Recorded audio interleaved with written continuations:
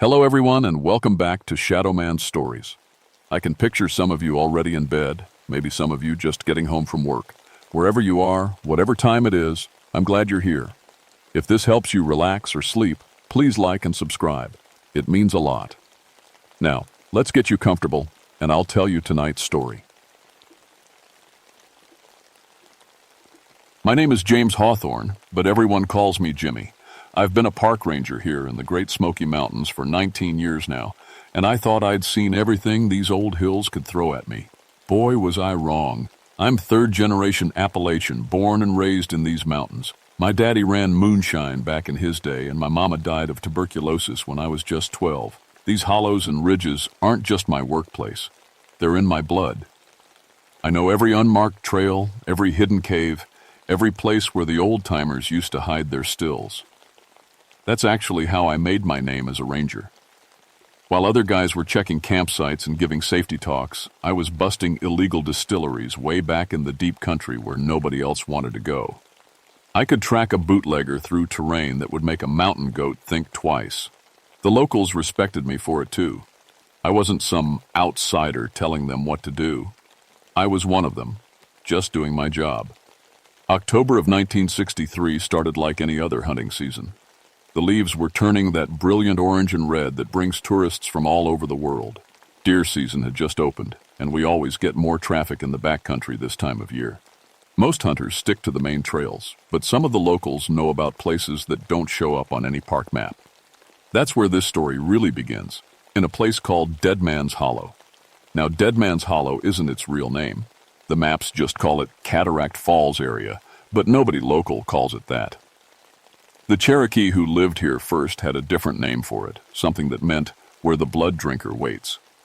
But us mountain folk, we just called it Dead Man's Hollow because nothing good ever seemed to happen there. I never put much stock in the old stories. You hear all kinds of tales when you grow up in these mountains, things that ain't quite human living in the deep places, creatures that can wear a man's face better than the man himself. My grandpa used to tell stories that would curl your hair, but I always figured them for just stories. Mountain folk love a good ghost tale, especially when there's moonshine involved. The hollow itself sits about 8 miles off the main trail, down a steep path that's barely more than a deer run.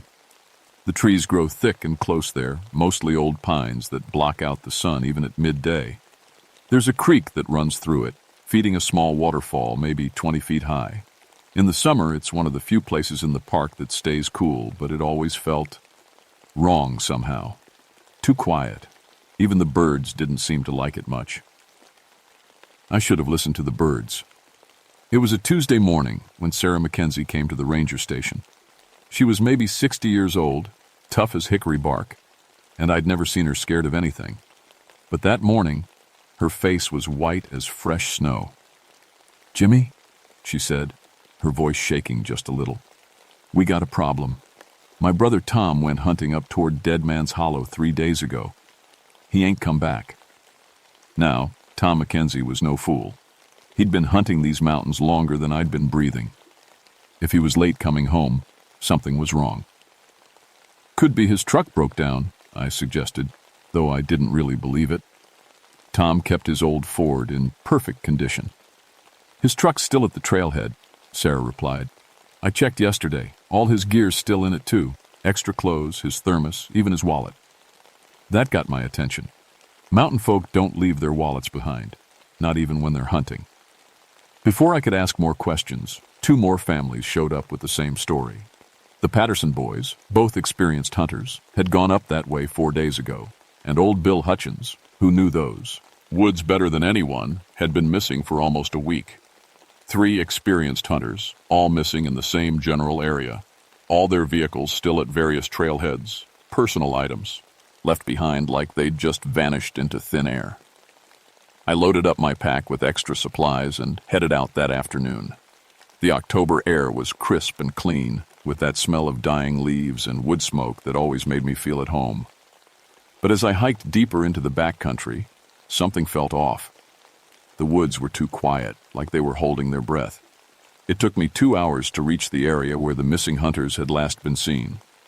I found Tom Mackenzie's camp first, about a mile from the hollow itself. His tent was still standing, sleeping bag laid out neat as you please. But there were things that made my skin crawl. 3 deer carcasses lay around the camp, each one drained completely of blood but otherwise untouched. Not a drop of blood on the ground around them, like something had sucked them dry and clean. I'd seen plenty of animal kills in my time, but nothing like this. Bears will eat the meat.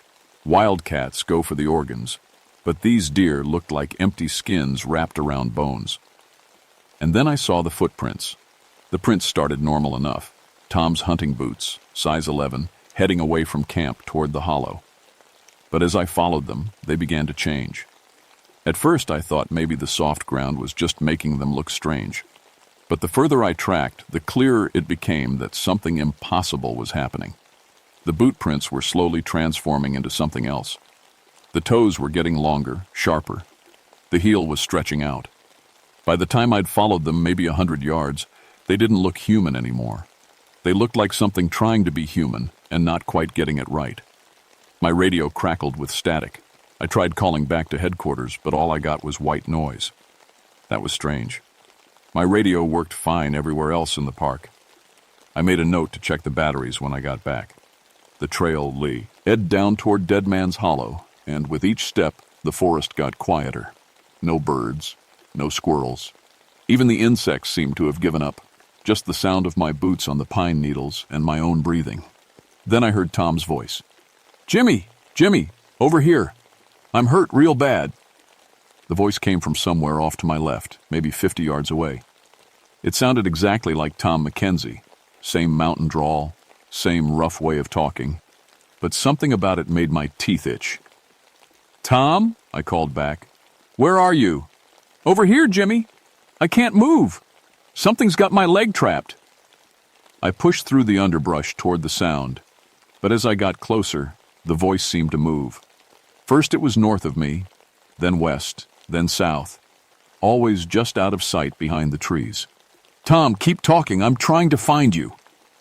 But now the voice was coming from directly behind me. I spun around, hand on my service revolver, but there was nothing there except empty forest. "Jimmy," Tom's voice said again. But this time, it was coming from above me. Impossible. I looked up at the thick canopy of pine branches. Nothing but shadows and needles. That's when I realized something that made my blood run cold. The voice was coming from inside a solid rock outcropping, like Tom Mackenzie was somehow speaking from inside the stone itself. I backed away, every instinct screaming that something was very wrong.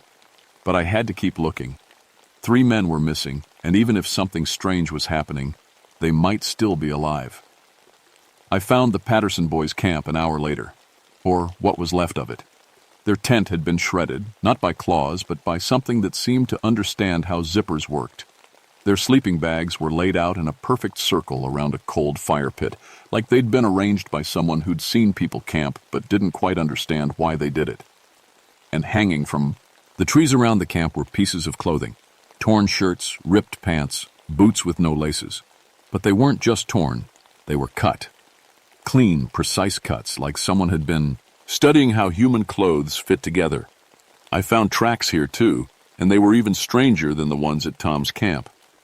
These started as 3 different sets of human footprints, the Patterson boys and someone else. But they all ended the same way, those long, clawed prints that didn't belong to any animal I knew. My partner, Tommy Aldrich, was supposed to meet me the next morning with his tracking dog, Rex. Tommy was good people, young, eager, and he had a nose for finding lost hikers. Rex was even better. That dog could follow a 3-day-old trail through a thunderstorm. But when I saw Rex the next morning, I knew we were in for trouble. The dog took one sniff of the strange tracks and started whimpering. His ears went flat against his head, and he tried to pull Tommy back toward the main trail. I'd never seen Rex act like that. This was a dog that had tracked bears and wildcats without batting an eye. "What's wrong with him?" Tommy asked, looking confused. "I don't know," I said. But that was a lie. I had a pretty good idea that Rex could smell something I couldn't, something that scared him right down to his bones. We tried to follow the trail anyway, but Rex wouldn't cooperate. Every few steps he'd plant his feet and refuse to go further. Finally, he broke free from Tommy's grip and ran back toward the main trail, howling like he'd seen the devil himself. "Well, that's just great," Tommy said. "Now what?" Before I could answer, we heard a voice calling from deeper in the hollow. "Help! Somebody help me! I'm hurt!" It was Bill Hutchins. I'd know that gravelly voice anywhere. But just like with Tom's voice the day before, something about it didn't sit right. "That's old Bill," Tommy said, already starting toward the sound. "Come on." I grabbed his arm. "Wait. Wait for what? The man's hurt." The voice called again, closer this time. "Please, I can't feel my legs. Somebody help me."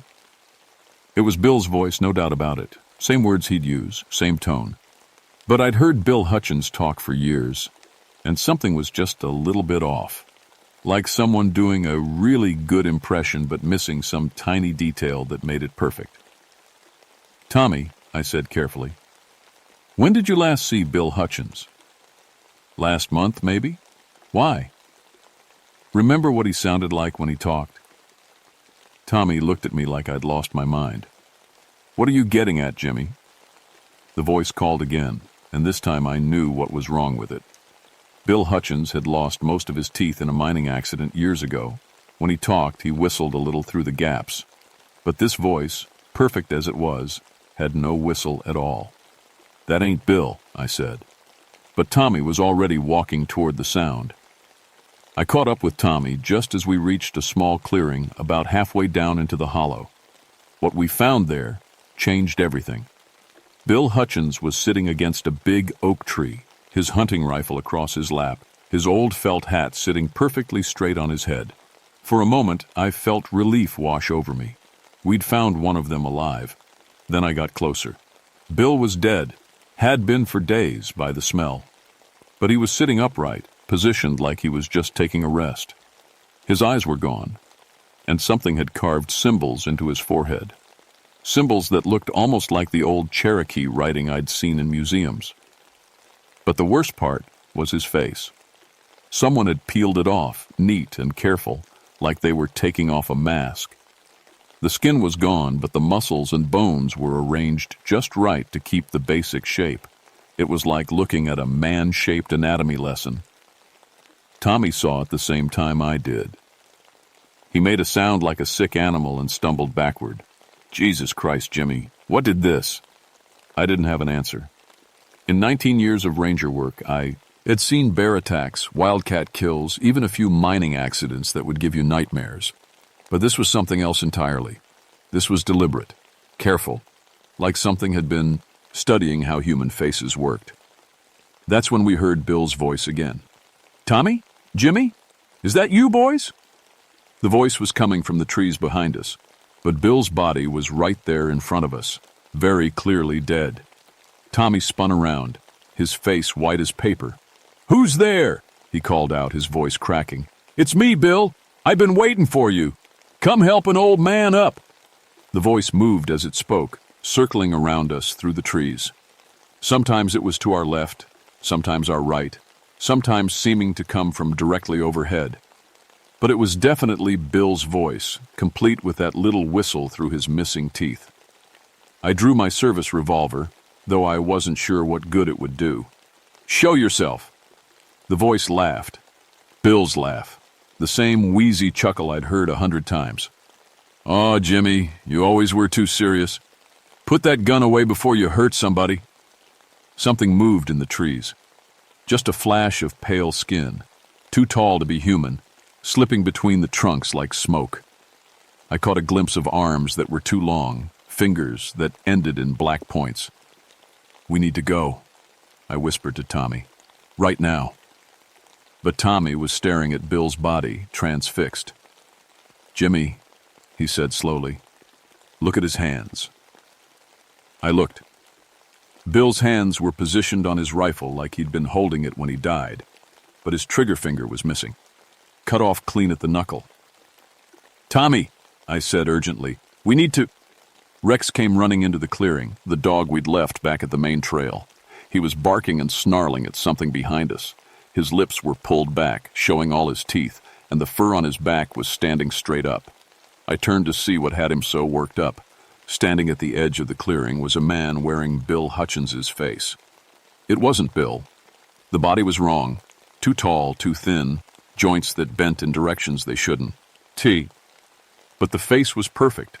Bill's weathered skin, his gray whiskers, even the scar on his chin from a childhood accident. The thing was wearing Bill's face like a mask, and wearing it better than Bill himself ever had. "Hey there, Rex," it said in Bill's voice, extending one impossibly long arm toward the dog. "Come here, boy." Rex went crazy. He charged at the thing, barking and snapping. But just before he reached it, something happened that I still can't explain. The thing moved, not fast, but wrong. Like it folded in on itself and reappeared 10 feet to the left. Rex hit empty air and tumbled into the underbrush. "Now that ain't very friendly," the thing said, still in Bill's voice. But now the face was changing, shifting. The features were rearranging themselves, becoming smoother, younger. Tommy's face was looking back at us. "What do you think, Jimmy?" it asked in Tommy's voice. "Is this better?" Tommy made a choking sound. The thing was wearing his face perfectly, right down to a small scar on his jaw from a childhood accident. But Tommy was standing right next to me, his real face pale with terror. I fired 3 shots center mass. The bullets hit. I saw the impacts. But the thing just looked down at the holes in its chest with mild interest. "That stings a little," it said, still using Tommy's voice. Then it smiled with Tommy's mouth, but the smile was too wide, showing teeth that were too sharp and went too far back into its head. Rex attacked again, going for the thing's throat. This time, he connected. His teeth sank into what looked like human skin, but instead of blood, something thick and dark oozed out. The thing made a sound like steam escaping from a kettle and backhanded the dog with one long arm. Rex flew 20 feet and hit a tree with a wet thud. He didn't get up. "Rex!" Tommy screamed and started toward his dog. "Don't!" I grabbed his arm, but it was too late. The thing was moving again, that impossible folding motion that hurt to look at. 1 second it was across the clearing, the next it was right behind Tommy. "Thanks for coming." "To find me, partner," it said in Tommy's own voice, right into his ear. Tommy spun around and found himself face to face with himself. The thing was wearing his face, mimicking his voice, even copying the way he stood. But up close, you could see the wrongness in its eyes. They were too deep, too dark, like looking into caves that went down forever. "Run," I told Tommy. "Run now." We ran.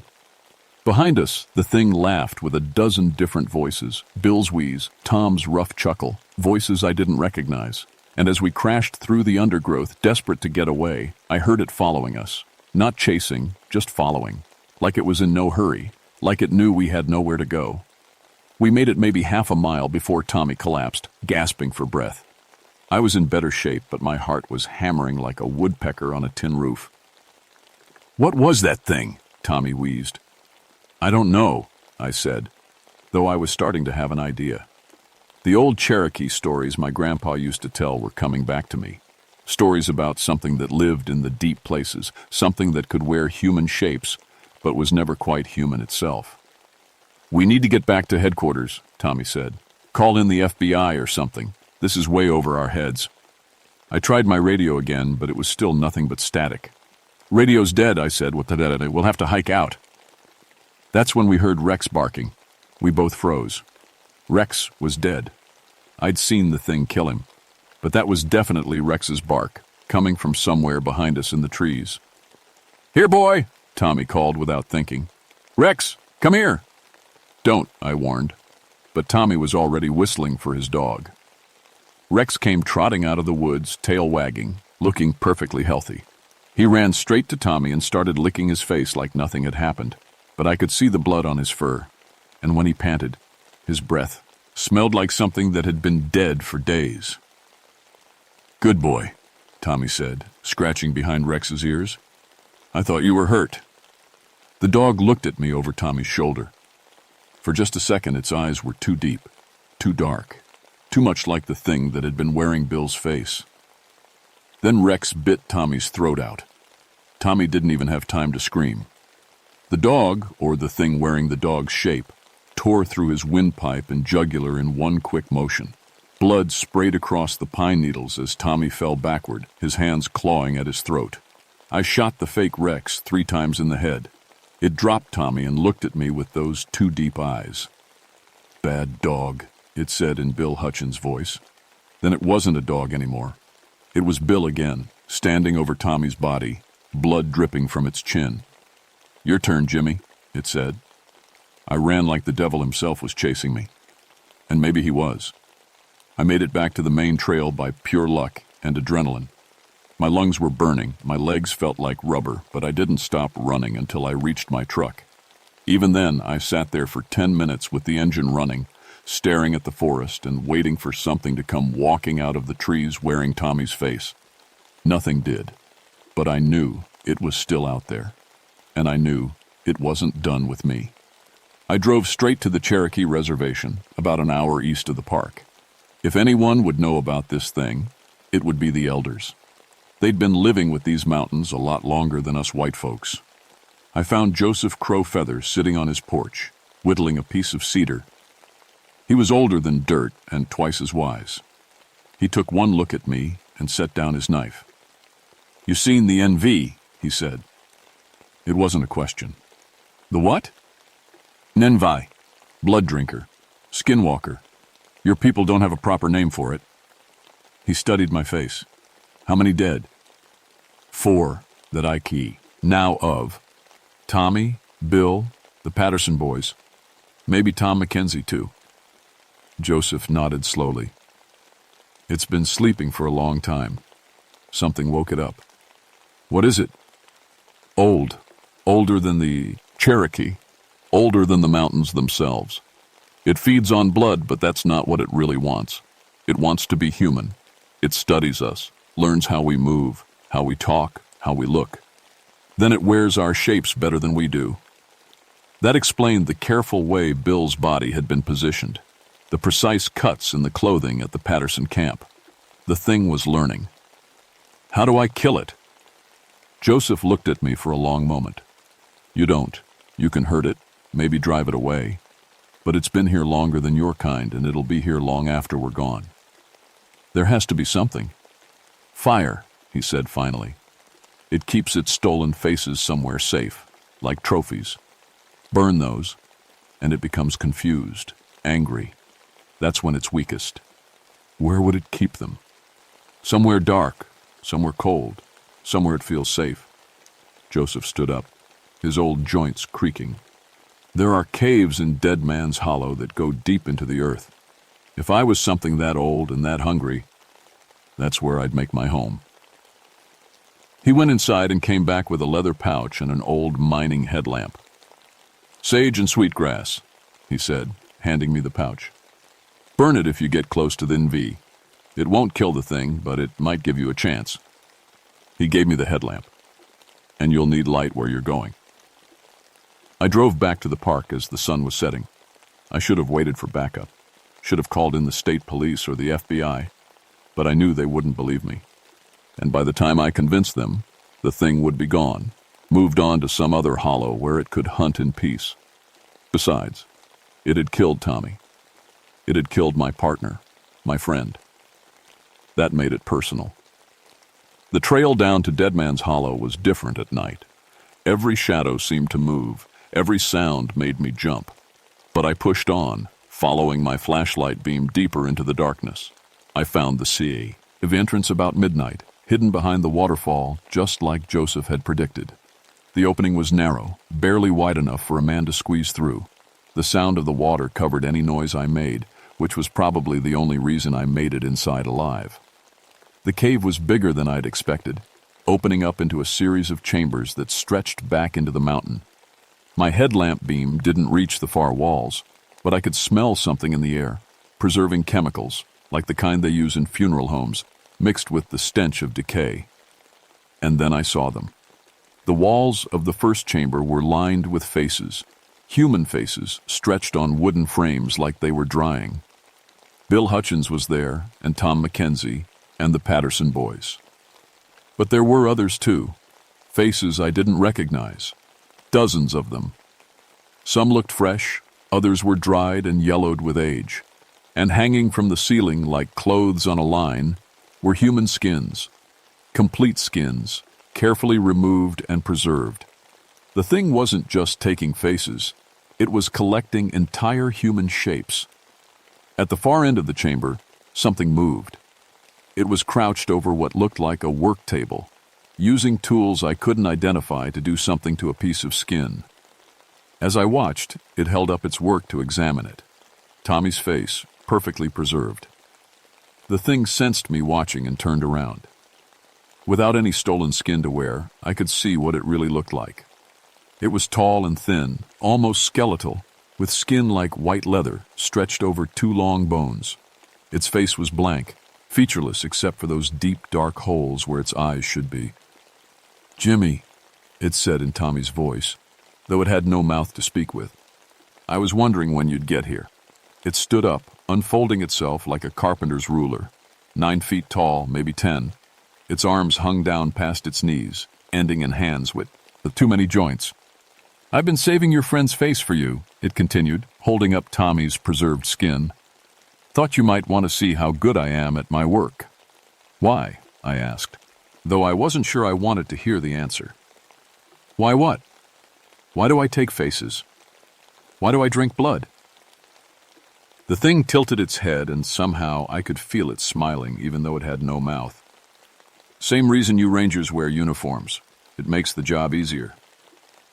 It started walking toward me, moving with that impossible folding motion I'd seen before. I pulled out my service revolver and put 3 rounds center mass. The bullets passed right through it without slowing it down. "That won't work in here," it said in Bill's voice now. "This is my place, my rules." I remembered the sage and sweetgrass Joseph had given me. I pulled out the pouch and struck a match, setting the herbs on fire. The smoke filled the cave, sweet and clean. The thing stopped like it had hit a wall. For the first time, it seemed uncertain. "That's cheating," it said, backing away from the smoke.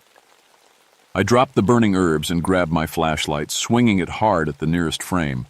The preserved face, I think it was one of the Patterson boys, tore apart. The thing made a sound like breaking glass. "Stop that!" I smashed another frame, and another. Each one I destroyed seemed to hurt the thing more. It was flailing around now, trying to get to me, but unable to come near the burning sage. But the herbs wouldn't burn forever. I needed something bigger.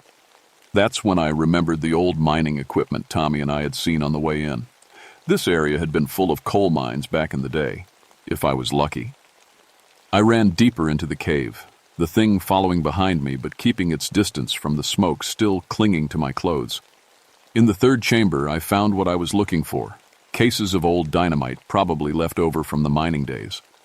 The sticks were old, maybe unstable, but they were my only chance. I grabbed a handful and ran back to the main chamber where all the faces were displayed. "Ayed." "You wouldn't," the thing said, now speaking in my own voice. Hearing my words come out of that blank, featureless head was more disturbing than anything else it had done. "Watch me." I lit the fuse on the first stick and threw it at the wall of faces. The explosion was deafening in the enclosed space, and when the smoke cleared, dozens of preserved faces were nothing but scraps and ash. The thing screamed, a sound like metal tearing, like the mountain itself was in pain. It rushed at me, no longer held back by the sage smoke. But it was moving wrong now, jerky and uncontrolled. Destroying its collection was affecting it somehow. I lit another stick of dynamite and threw it at the hanging skins. The explosion brought down part of the ceiling, and several of the carefully preserved human shapes went up in flames. The thing was convulsing now, its stolen voices coming out all at once. Bill and Tommy and Tom and the Patterson boys and dozens of others I didn't know, all screaming together in a horrible chorus. I had 1 stick of dynamite left. I lit the fuse and backed toward the cave entrance. "This is for Tommy," I said, and threw it into the middle of the remaining collection. The explosion was bigger than the others, and I felt the whole cave system shake. Rocks started falling from the ceiling, and I realized I might have overdone it. The entrance was collapsing, trapping me inside with that thing. But the thing wasn't moving anymore. It was curled up in the center of the chamber, its stolen voices finally quiet. Without its collection of faces and skins, it seemed smaller somehow, vulnerable. I squeezed through the collapsing entrance just as the rest of the cave system came down. Tons of rock and earth sealed the thing inside, along with what was left of its trophies.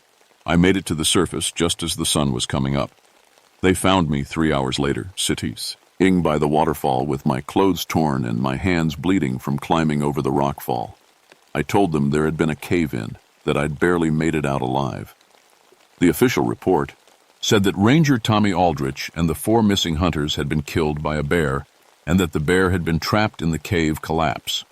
Nobody questioned it. Nobody wanted to dig too deep into what had really happened in Dead Man's Hollow. I took a month of sick leave after that. Told everyone I needed time to recover from losing Tommy.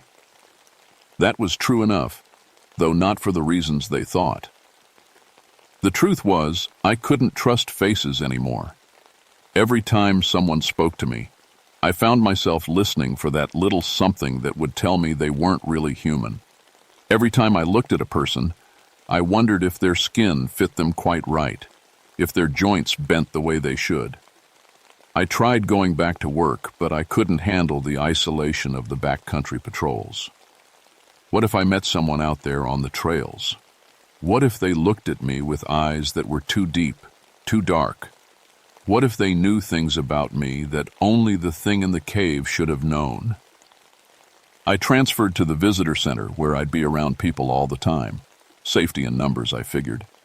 But that brought its own problems. Sometimes I'd catch myself staring at tourists, looking for telltale signs that they weren't what they seemed. My supervisor started getting complaints. That's when the Christmas card arrived. It was December of 1964, more than a year after the incident. A simple card with a picture of a snow-covered cabin and season's greetings written in gold letters. Inside, someone had written a short message in handwriting I recognized. "Hope you're doing well, partner. Thanks for all the good times. Your friend, Tommy Aldrich." My hands were shaking so hard I dropped the card. Tommy was dead. I'd seen him die. I'd watched that thing tear out his throat with Rex's teeth. But the handwriting was perfect. Every loop and curve exactly the way Tommy used to write. And at the bottom, he'd drawn a little sketch of Rex, the same doodle he used to put on incident reports when he was bored. I never found out who sent that card. The postmark was local, but that didn't tell me much. It could have been a sick joke. Could have been someone who found Tommy's personal effects and thought it would be funny. Could have been a lot of things. But I knew what it really was. A message. A reminder that some things don't stay buried, no matter how much rock you pile on top of them. I quit the Park Service that spring and moved to Florida. Bought a little house near the beach where everything is flat and open, and there's nowhere for anything to hide. I got work as a security guard at a shopping mall where there are always people around and always lights on. But even now, 30 years later, I still get Christmas cards from Tommy Aldrich. Same handwriting, same little sketch of Rex. The postmarks come from all over Appalachia. Tennessee, Kentucky, West Virginia, North Carolina. Like something is moving through those mountains, learning new faces, adding to its collection.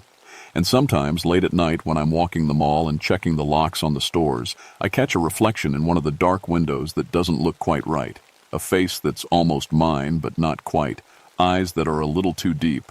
A smile that goes a little too far back. When that happens, I just keep walking. Don't look too close. Don't ask too many questions. Some things are better left alone. But if you ever find yourself hiking in the deep places of Appalachia and you hear someone calling for help in a voice you recognize, do yourself a favor. Don't answer. Don't go looking. Just turn around and walk away as fast as you can. Because some voices are better left unanswered and some faces are better left unseen.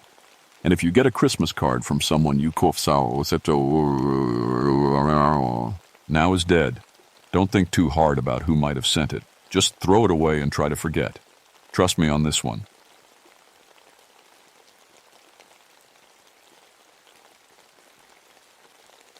My name is Elizabeth McCormick, but everyone calls me Libby.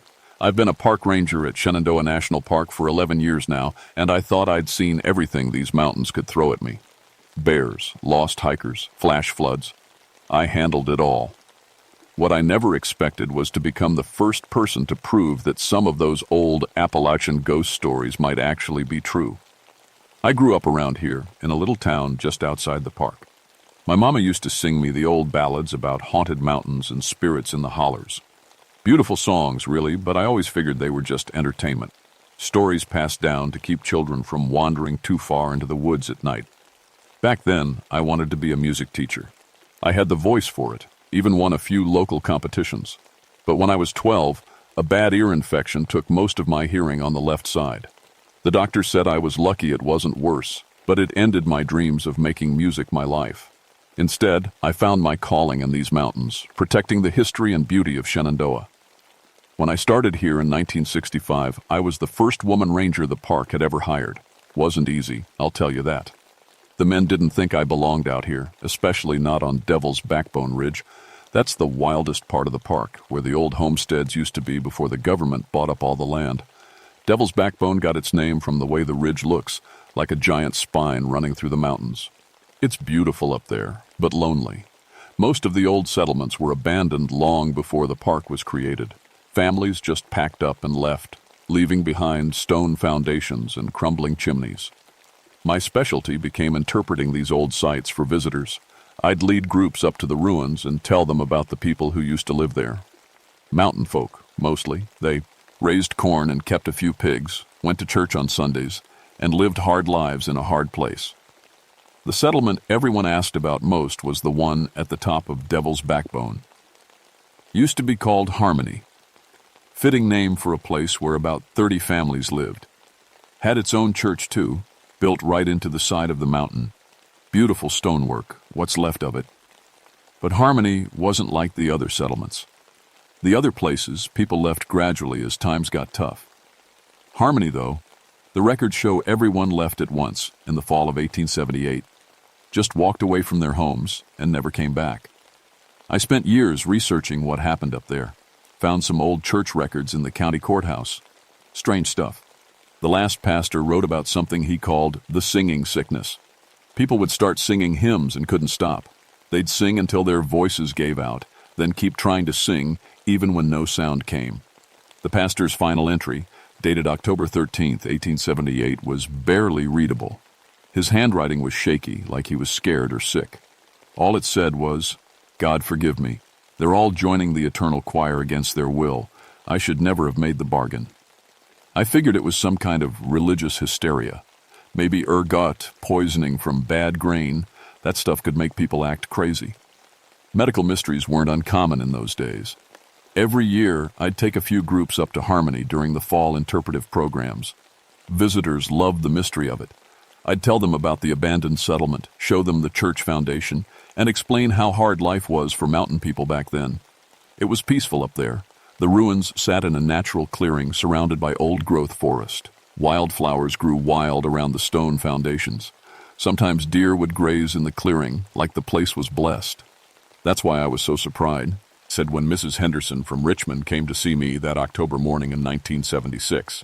She'd been camping with her family the night before, and she looked like she hadn't slept at all. "Ranger McCormick," she said, wringing her hands. "I hope you don't think we're crazy, but we heard the strangest thing last night.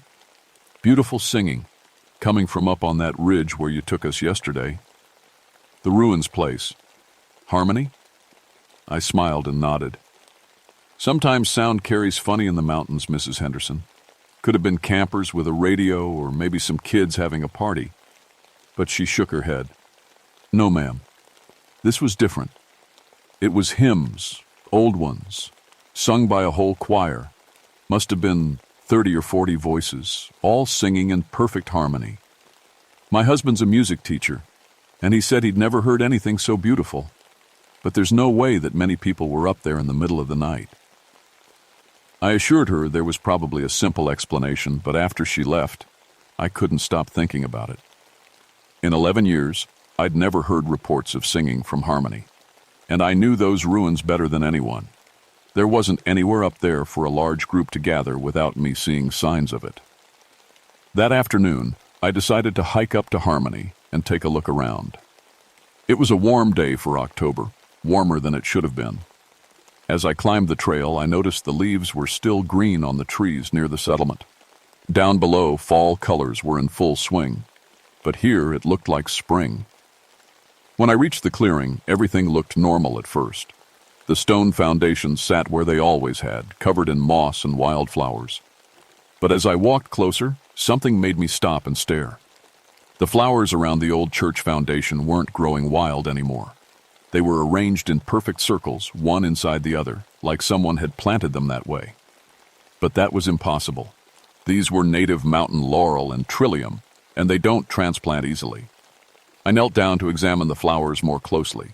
The soil around them was warm to the touch, warmer than the air. And there was something else, a sweet smell, like honeysuckle, but honeysuckle doesn't bloom in October. As I stood up, I heard it, faint, like it was coming from far away, but definitely there. Singing. A low humming, like voices warming up before a performance. I held my breath and listened. The sound seemed to be coming from underneath me, from the old church foundation itself. But that couldn't be right. I'd explored every inch of these ruins. There was no basement, no underground space. The humming stopped as suddenly as it had started. I waited for 10 minutes, but heard nothing else. By the time I hiked back down the mountain, I'd almost convinced myself I'd imagined it. Almost. The next morning, I found Dr. Marcus Webb waiting in my office. Marcus was the park's historian, a quiet man who knew more about Shenandoah's past than anyone alive. He had a stack of old papers in his hands and a worried look on his face. "Libby," he said, "I've been going through some archives from the state library about Harmony Settlement. I think you need to see this." He spread the papers across my desk. Most were photocopies of old documents, deeds, birth records, death certificates. But one caught my attention immediately. It was a letter written in the same shaky handwriting I'd seen in the pastor's final church records. This was found in a bottle buried near the old church, Marcus explained. Construction crew dug it up in 1954 when they were building the Skyline Drive. Been sitting in a filing cabinet ever since. I read the letter aloud. "To whoever finds this, stay away from Harmony when the moon is full. Pastor Ezekiel made a deal with something in the caves below the church. Said he wanted to preserve his flock forever, keep them together in God's house for all eternity. But it wasn't God he was dealing with, the singing saint. Art's at midnight. Don't listen to it. Don't follow it. It will call to you in the voices of people you love, but it's not them. It's the hunger wearing their faces." Samuel Morrison. October 15th, 1878. I looked up at Marcus. "Caves? What caves? There are no caves under the church foundation." "That's what I thought too," he said. "But I did some research. The Geological Survey from 1932 shows a whole network of limestone caves running under Devil's Backbone. Some of them open right where the church used to be." I felt a chill run down my spine. "Marcus, I was up there yesterday afternoon. I heard singing."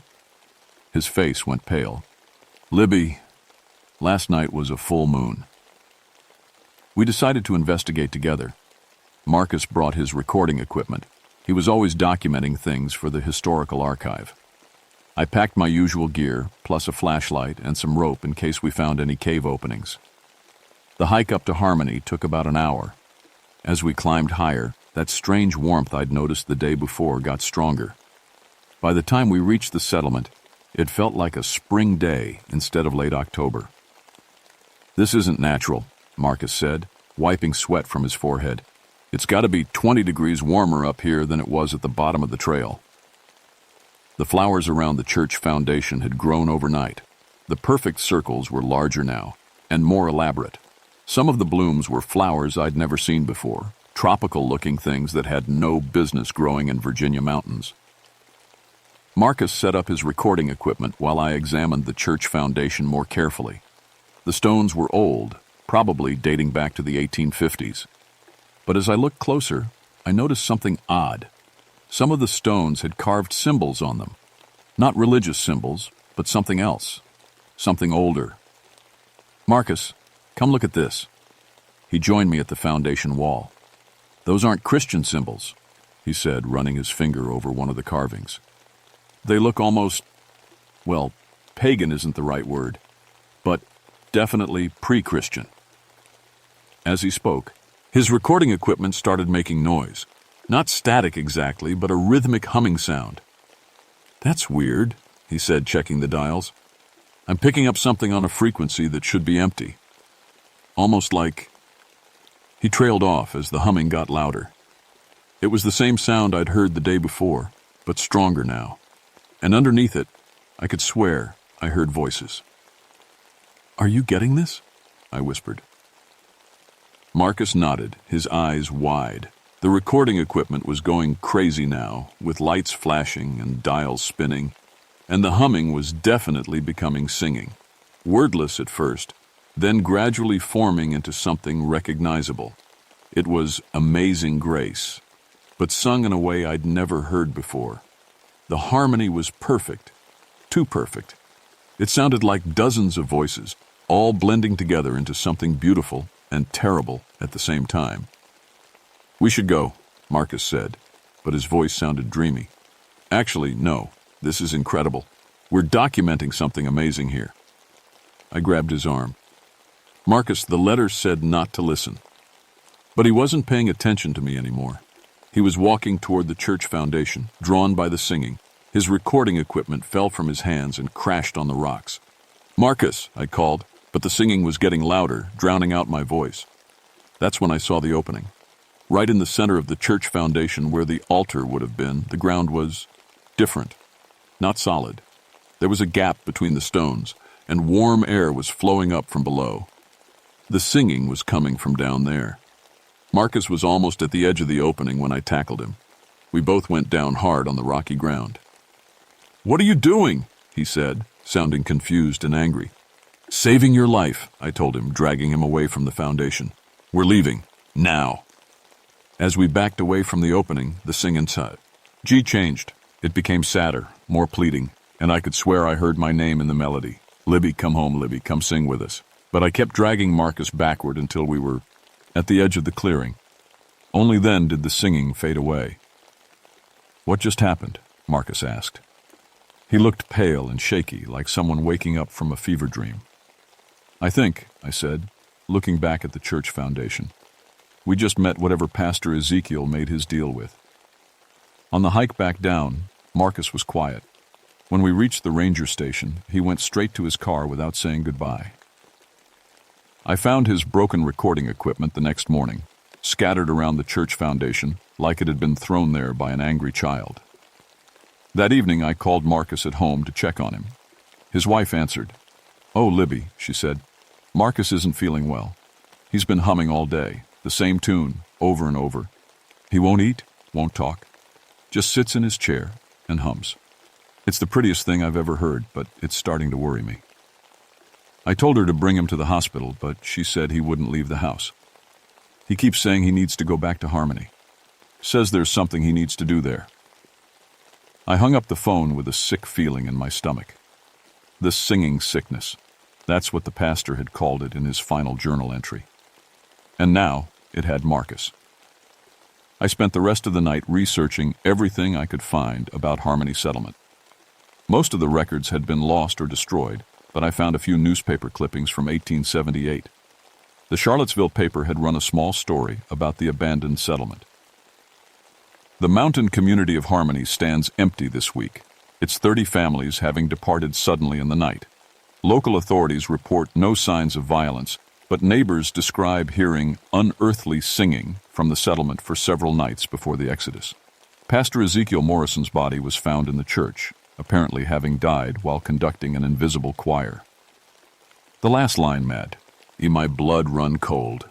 An invisible choir, just like what Marcus and I had heard. I tried calling Marcus again the next morning, but there was no answer. When I drove to his house, his wife met me at the door with tears in her eyes. "He's gone," she said. "Left sometime after midnight. Took the car. I found this note on his pillow." The note was in Marcus's handwriting, but it looked strange. shaky and hurried, like the pastor's final journal entry. "The choir is calling. They need me for the tenor section. Don't worry, I'll be singing forever now. Tell Libby not to follow. The music is too beautiful for the living to resist." I knew exactly where he had gone. I drove up to Harmony as fast as the mountain roads would allow. Marcus's car was parked at the trailhead, keys still in the ignition. I grabbed my flashlight and emergency gear and ran up the trail. The unnatural warmth hit me before I even reached the clearing. It was like walking into a greenhouse, humid and thick with the smell of blooming flowers so strong it made me dizzy. The settlement looked different in daylight. The flower circles around the church foundation had spread across the entire clearing. Roses, jasmine, honeysuckle, flowers that shouldn't exist together, shouldn't bloom in October, covered the ground in impossible patterns. And the singing had started again, even though it was only noon. Dozens of voices rising and falling in perfect harmony. I could pick out individual parts now: soprano, alto, tenor, bass, all blending together in hymns I remembered from childhood. "Marcus!" I called out, but my voice was swallowed by the music. I approached the church foundation carefully. The opening I'd seen the day before was larger now, big enough for a person to climb through. Warm air flowed up from below, carrying the scent of flowers and something else, something sweet and rotten, like fruits. It left too long in the sun. That's when I saw him. Marcus was standing at the edge of the opening, swaying slightly to the rhythm of the music. His mouth was open, and he was singing along, with the invisible choir. But something was wrong with his voice. It sounded hollow, like it was coming from somewhere else, somewhere deeper than his throat. "Marcus," I said softly, not wanting to startle him. He turned toward me and I nearly screamed. His eyes were completely white, no pupils or iris visible, and his mouth was open too wide, stretched beyond what should be possible. "Libby," he said, but his voice harmonized with itself, like there were multiple people speaking through his mouth. "Come sing with us. The choir needs you." I backed away, but the singing got louder, more insistent, and I could hear my name woven into the melody now, called out by voices I recognized. My mother's voice, my childhood music teacher, friends who had died years ago. "It's not real," I told myself, but my feet were moving toward the opening anyway. The music was so beautiful, so perfect. All I wanted was to add my voice to that incredible harmony. I was almost at the edge when I heard another sound, footsteps on the trail behind me. I turned to see a park visitor, a middle-aged man with a camera around his neck. "Excuse me," he called out. "I'm looking for the historic settlement. I heard there was singing up here." "No," I shouted, breaking free from the spell. "Get away from here. Go back down the trail." But it was too late. The moment he heard the music, his expression changed. The same dreamy look that had come over Marcus. He walked past me like I wasn't even there, straight toward the opening in the church foundation. I tried to grab him, but Marcus blocked my way. Up close, I could see that his skin was pale and waxy, like a corpse. But he was still singing, still swaying to that impossible music. The visitor reached the opening and didn't hesitate. He stepped right through and disappeared into the darkness below. His voice joined the choir immediate. "Ellie," adding a rich baritone to the harmony. "Two tenors and a baritone," Marcus said, his white eyes rolling in his head. "The conductor will be pleased. But we still need a soprano. We still need you, Libby." I ran. I made it halfway down the trail before I realized the singing was following me.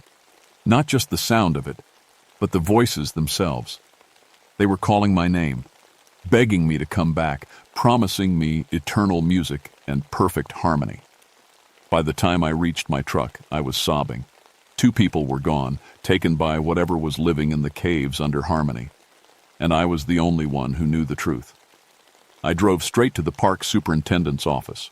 Harold Jameson had been running Shenandoah for 15 years, and he was a practical man who didn't believe in ghost stories. But I had to try.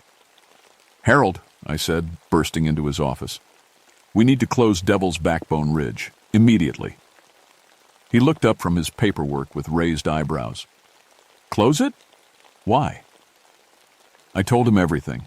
The singing, Marcus's disappearance, the visitor who had walked into the cave.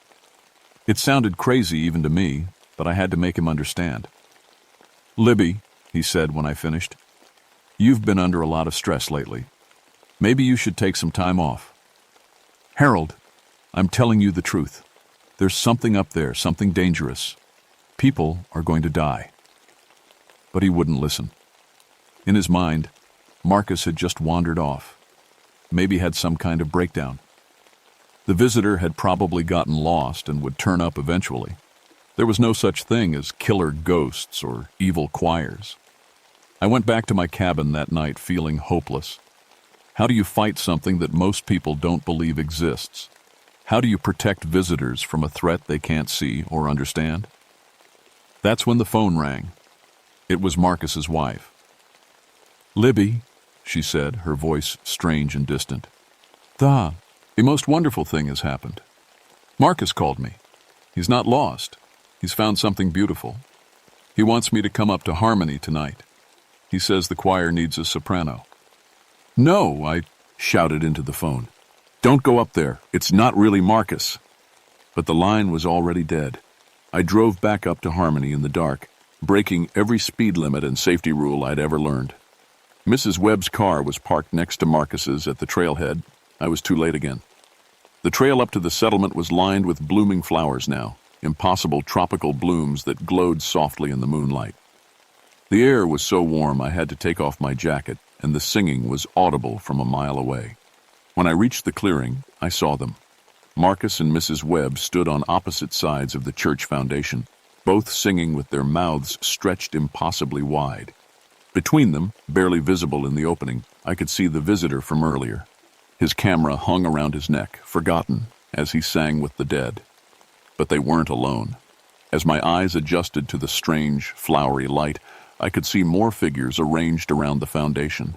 Dozens of them, translucent but clearly visible. Men, women, children, all singing, all conducting their invisible orchestra with small, precise movements. And at the center of it all, standing where the altar would have been, was a tall figure in old-fashioned preacher's clothes. Pastor Ezekiel Morrison, still conducting his eternal service after nearly 100 years. He saw me and smiled. When he raised his arms, the entire choir turned toward me and sang my name in perfect, impossible harmony. Elizabeth McCormick, they sang, come home to us, take your place in the soprano section, sing with us forever and ever, amen. The music was so beautiful it made my heart ache. Every note was perfect, every harmony divine. All I had to do was walk forward, step through that opening, and I would be part of something greater than myself. I took one step toward the foundation. Then I remembered something my mother used to tell me when I was little. Libby, honey, sometimes the most beautiful things are the most dangerous. A pretty song from strangers in the woods isn't always what it seems. I covered my ears and ran into the forest. But even with my hands pressed tight against my head, I could still hear them singing. The music seemed to come from inside my skull, vibrating through my bones. And worse, I could feel my own voice wanting to join in. I spent the rest of the night in my truck at the bottom of the mountain, afraid to sleep, afraid to let my guard down. Every time I closed my eyes, I heard the choir calling to me. By morning, my throat was sore from fighting the urge to sing along. I had to end this, but I didn't know how. The superintendent wouldn't help me, and anyone else I brought up there would just become another voice in the choir. I was on my own. I spent the day in the county courthouse, digging through every record I could find about Harmony Settlement. Most of the documents had been destroyed in a fire in 1923, but I found some insurance papers and a surveyor's report from 1879. The surveyor had been hired to assess the abandoned settlement for potential sale. His report was brief, but telling. The property appears structurally sound, though there are concerns about the church foundation. A network of natural caves extends beneath the building, and locals report disturbing sounds emanating from below. Recommend sealing the cave entrance before any future development. But the caves had never been sealed. The settlement was too remote, too worthless for anyone to bother with it. The land had eventually been bought by the government and incorporated into the park. As evening approached, I made my decision. I was going back to Harmony, and I was going into those caves. Whatever Pastor Ezekiel had bargained with, whatever was keeping those souls trapped in eternal song, I had to find a way to stop it. I packed carefully: flashlights, rope, my grandfather's old mining headlamp, and something that might seem strange, a pair of heavy-duty earplugs. If the music was what controlled people, maybe I could resist it by blocking out the sound. The hike up to Harmony in the dark was like walking through a fever dream. The flowering vines had spread across the entire trail now, and they pulsed with soft, bioluminescent light. The air was thick and warm, like breathing soup. The singing started when I was still a quarter mile from the settlement. Even with the earplugs, I could feel it vibrating through my body. But my partial hearing loss, the thing that had ruined my dreams of being a music teacher, might be my salvation now. I couldn't hear the full effect of their supernatural harmony. When I reached the clearing, the sight took my breath away. The entire settlement was glowing with that soft, flowery light. Dozens of ghostly figures stood in perfect formation around the church foundation, all singing, all swaying to the same impossible rhythm. Marcus and his wife were still there, along with the tourist from yesterday. But there were new faces, too. Other hikers who must have been drawn by the music, all with that same stretched mouth and white, empty eyes. Pastor Ezekiel stood in the center of it all, his arms raised like he was conducting the world's most beautiful and terrible orchestra. When he saw me, he smiled and gestured for me to join them. I put in my second pair of earplugs and climbed down into the cave. The opening led to a natural stone staircase, worn smooth by centuries of water. As I descended, the walls began to glow with the same light I'd seen above. Not electric light, but something organic, like the inside of a seashell or deep ocean phosphorescence. The stairs ended in a vast underground cathedral. The ceiling disappeared into darkness above, but the walls were covered in flowering vines that pulsed with bioluminescent light. And arranged in perfect rows, like church pews, were dozens of stone seats. In each seat sat a skeleton. But these weren't ordinary bones. They were white as pearl and seemed to glow from within. And from each skull came a voice, singing in perfect harmony with all the others. At the front of the cathedral, on a raised platform carved from living rock, stood Pastor Ezekiel Morrison. Not a ghost or a spirit, but somehow still alive after nearly 100 years. His skin was pale as bone, and vines grew through his hair and clothes, connecting him to the cave walls. He saw me and spoke, though his lips didn't move. The words came from everywhere at once, echoing off the cave walls. "Welcome, child. You've come to join our eternal service. Take your place in the soprano section." "What did you do?" I shouted, though I couldn't hear my own voice through the earplugs. "What kind of deal did you make?" He laughed, and the sound made the flowering vines pulse brighter. "I found something older than Christianity, older than any human religion. It promised to keep my flock together forever, to preserve our voices in perfect harmony for all eternity. All it asked in return was that we feed it, new voices, new songs, whenever the moon is full." I looked around the cathedral at the singing skeletons, understanding finally washing over me. "You didn't preserve them. You killed them." "I saved them," he insisted, his voice rising to match the choir. "They sing now in paradise, their voices united in praise forever. No more sickness, no more death, no more separation. Only music, eternal and perfect." That's when I saw it, the source of the pastor's power. In his right hand he held a conductor's baton carved from white bone. But it wasn't just any bone. It was a human femur, carved with the same strange symbols I'd seen on the church foundation. The baton pulsed with that pearl-white light, and every time he moved it, the choir responded. It was his connection to whatever entity he'd made his bargain with, the thing that gave him control over the trapped souls. I started working my way toward the platform, the skeleton choir. Turned to watch me, their empty eye sockets somehow still expressive. Some looked pleading, like they wanted to be freed. Others looked hungry, like they wanted me to join them. Pastor Ezekiel raised his baton higher, and the music got louder. Even through my earplugs, I could feel it pulling at my voice, trying to drag the song out of my throat. "Sing," he commanded. "Add your voice to our eternal hymn." I felt my mouth opening against my will. The music was too powerful, too perfect to resist. My voice started to rise, harmonizing with the ghostly choir. But then I remembered something else from my childhood. Not just my mother's warnings, but my music lessons. Perfect harmony wasn't natural. Real music had discord, had imperfection. That's what made it human. Instead of singing along with the choir, I started singing against them. Off key, off rhythm, everything my music teacher had told me never to do. I sang Amazing Grace as badly as I could, flat notes and missed beats and deliberate discord. The effect was immediate. The pearl-white light flickered and several of the skeleton voices wavered. Pastor Ezekiel staggered, his perfect conducting thrown off by my musical rebellion. "Stop!" he screamed. "You're ruining it. You're breaking the harmony." But I kept singing badly, adding more discord with every note. The flowering vines began to wither, their light fading. Some of the skeletons stopped singing entirely, their bones crumbling to dust as whatever force had animated them failed. Pastor Ezekiel raised his baton to strike me down, but that was his mistake.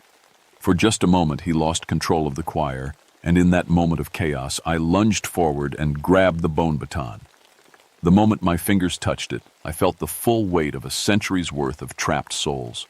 Their voices, their fear, their desperate desire for freedom flooded through me, but I also felt the entity Pastor Ezekiel had bargained with, something ancient and hungry, something that fed on human voices and human souls. I snapped the baton in half. The effect was like a dam bursting. The pearl-white light exploded outward, and suddenly the cave was filled with screaming, not the harmonious singing of the choir, but the terrified cries of people realizing they'd been trapped for 100 years. The skeleton choir crumbled to dust, their voices finally free to move on.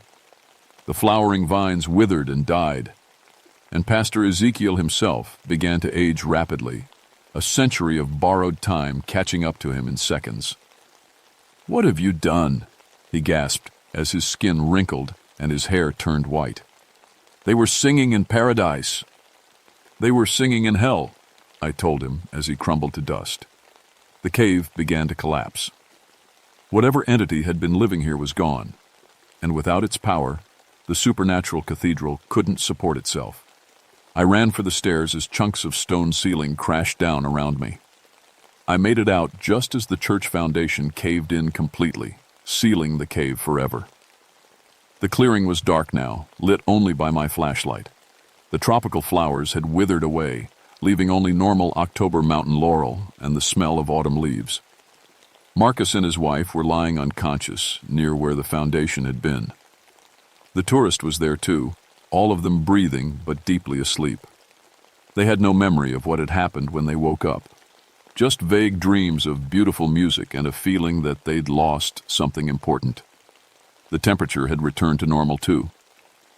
When the sun came up, Devil's Backbone Ridge looked like any other part of Shenandoah in the fall. Beautiful and peaceful and completely ordinary. The official report blamed a gas leak from natural underground deposits. Hallucinations, temporary confusion, maladies, memory loss, all symptoms of exposure to certain geological gases. The church foundation had collapsed due to unstable cave systems underneath, and the area was declared off-limits to visitors for safety reasons. Harold Jameson never asked me for details, and I never offered them. Marcus went back to his historical research, though he could never quite shake the feeling that he'd discovered something important and then lost it. His wife took up gardening, always trying to recreate a particularly beautiful flower arrangement she could only half remember. The tourist wrote to the Park Service several times, asking about a wonderful concert he was sure he'd attended somewhere in Shenandoah. We sent him brochures for the amphitheater programs and never heard from him again. As for me, I discovered that breaking Pastor Ezekiel's baton had changed me in ways I didn't expect. My partial hearing loss was gone. I could hear perfectly in both ears now. But more than that, I had developed what musicians call perfect pitch. I could identify any note, any harmony, any musical interval just by listening. The problem was, I could also hear things other people couldn't, harmonies that weren't quite human, melodies that seemed to call from empty spaces. And sometimes, late at night when the wind was right, I could swear I heard distant singing from other abandoned places in the mountains. I started researching other settlements, other places where people had disappeared or abandoned their homes suddenly. What I found worried me. Harmony wasn't unique. All through Appalachia, there were stories of communities that had vanished overnight, leaving behind reports of beautiful singing and religious ecstasy. Most of them had been forgotten, written off as historical curiosities or natural disasters. But I began to suspect that Pastor Ezekiel's bargain hadn't been unique either. How many other religious leaders, desperate to keep their flocks together, had made similar deals with ancient things that fed on human voices? I put in for a transfer to the Park Service's Cultural Preservation Department. My new job took me all over the Southeast, documenting abandoned settlements and recording oral histories. Officially, I was preserving Appalachian heritage. Unofficially, I was watching for signs of other supernatural choirs. I found 3 more over the next decade, none as powerful as the one at Harmony, but all dangerous in their own ways. Each time, I was able to break the cycle before it claimed more victims. My musical training, combined with my partial immunity to supernatural harmonies, made me uniquely qualified for this work. The Park Service thinks I'm just thorough in my research. They don't know that I carry a bag of heavy-duty earplugs everywhere I go, or that I've learned to sing deliberately off-key as a form of spiritual warfare. But the work takes its toll. I can't enjoy music anymore, not really. Every song I hear contains echoes of that supernatural choir, reminders of voices trapped in eternal service to something that should never have been awakened. Sometimes I wonder if I made the right choice that night in the cave. Pastor Ezekiel truly believed he was saving his congregation, preserving them in eternal paradise. Who was I to decide that their beautiful, perfect harmony was wrong? But then I remember Marcus's white eyes and the way that tourist walked into the cave without hesitation, and I know I did the right thing. No matter how beautiful the music was, it was built on stolen voices and trapped souls. I still work for the Park Service, though I'm officially retired now.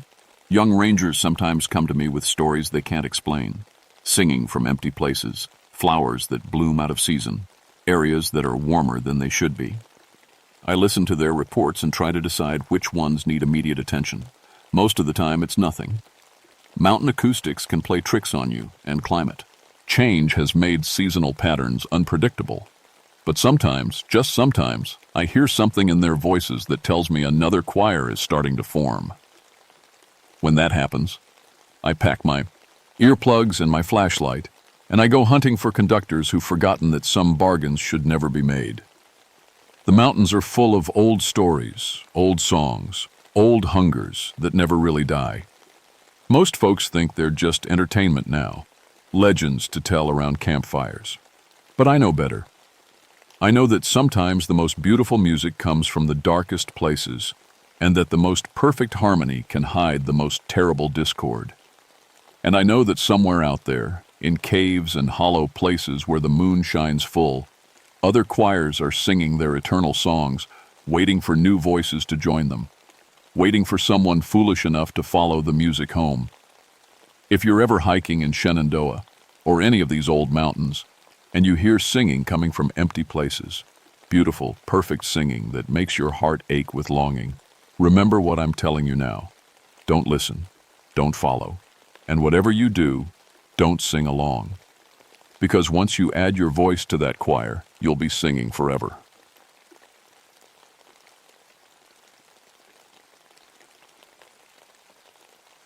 My name is Daniel Riverside, but everyone calls me Dan.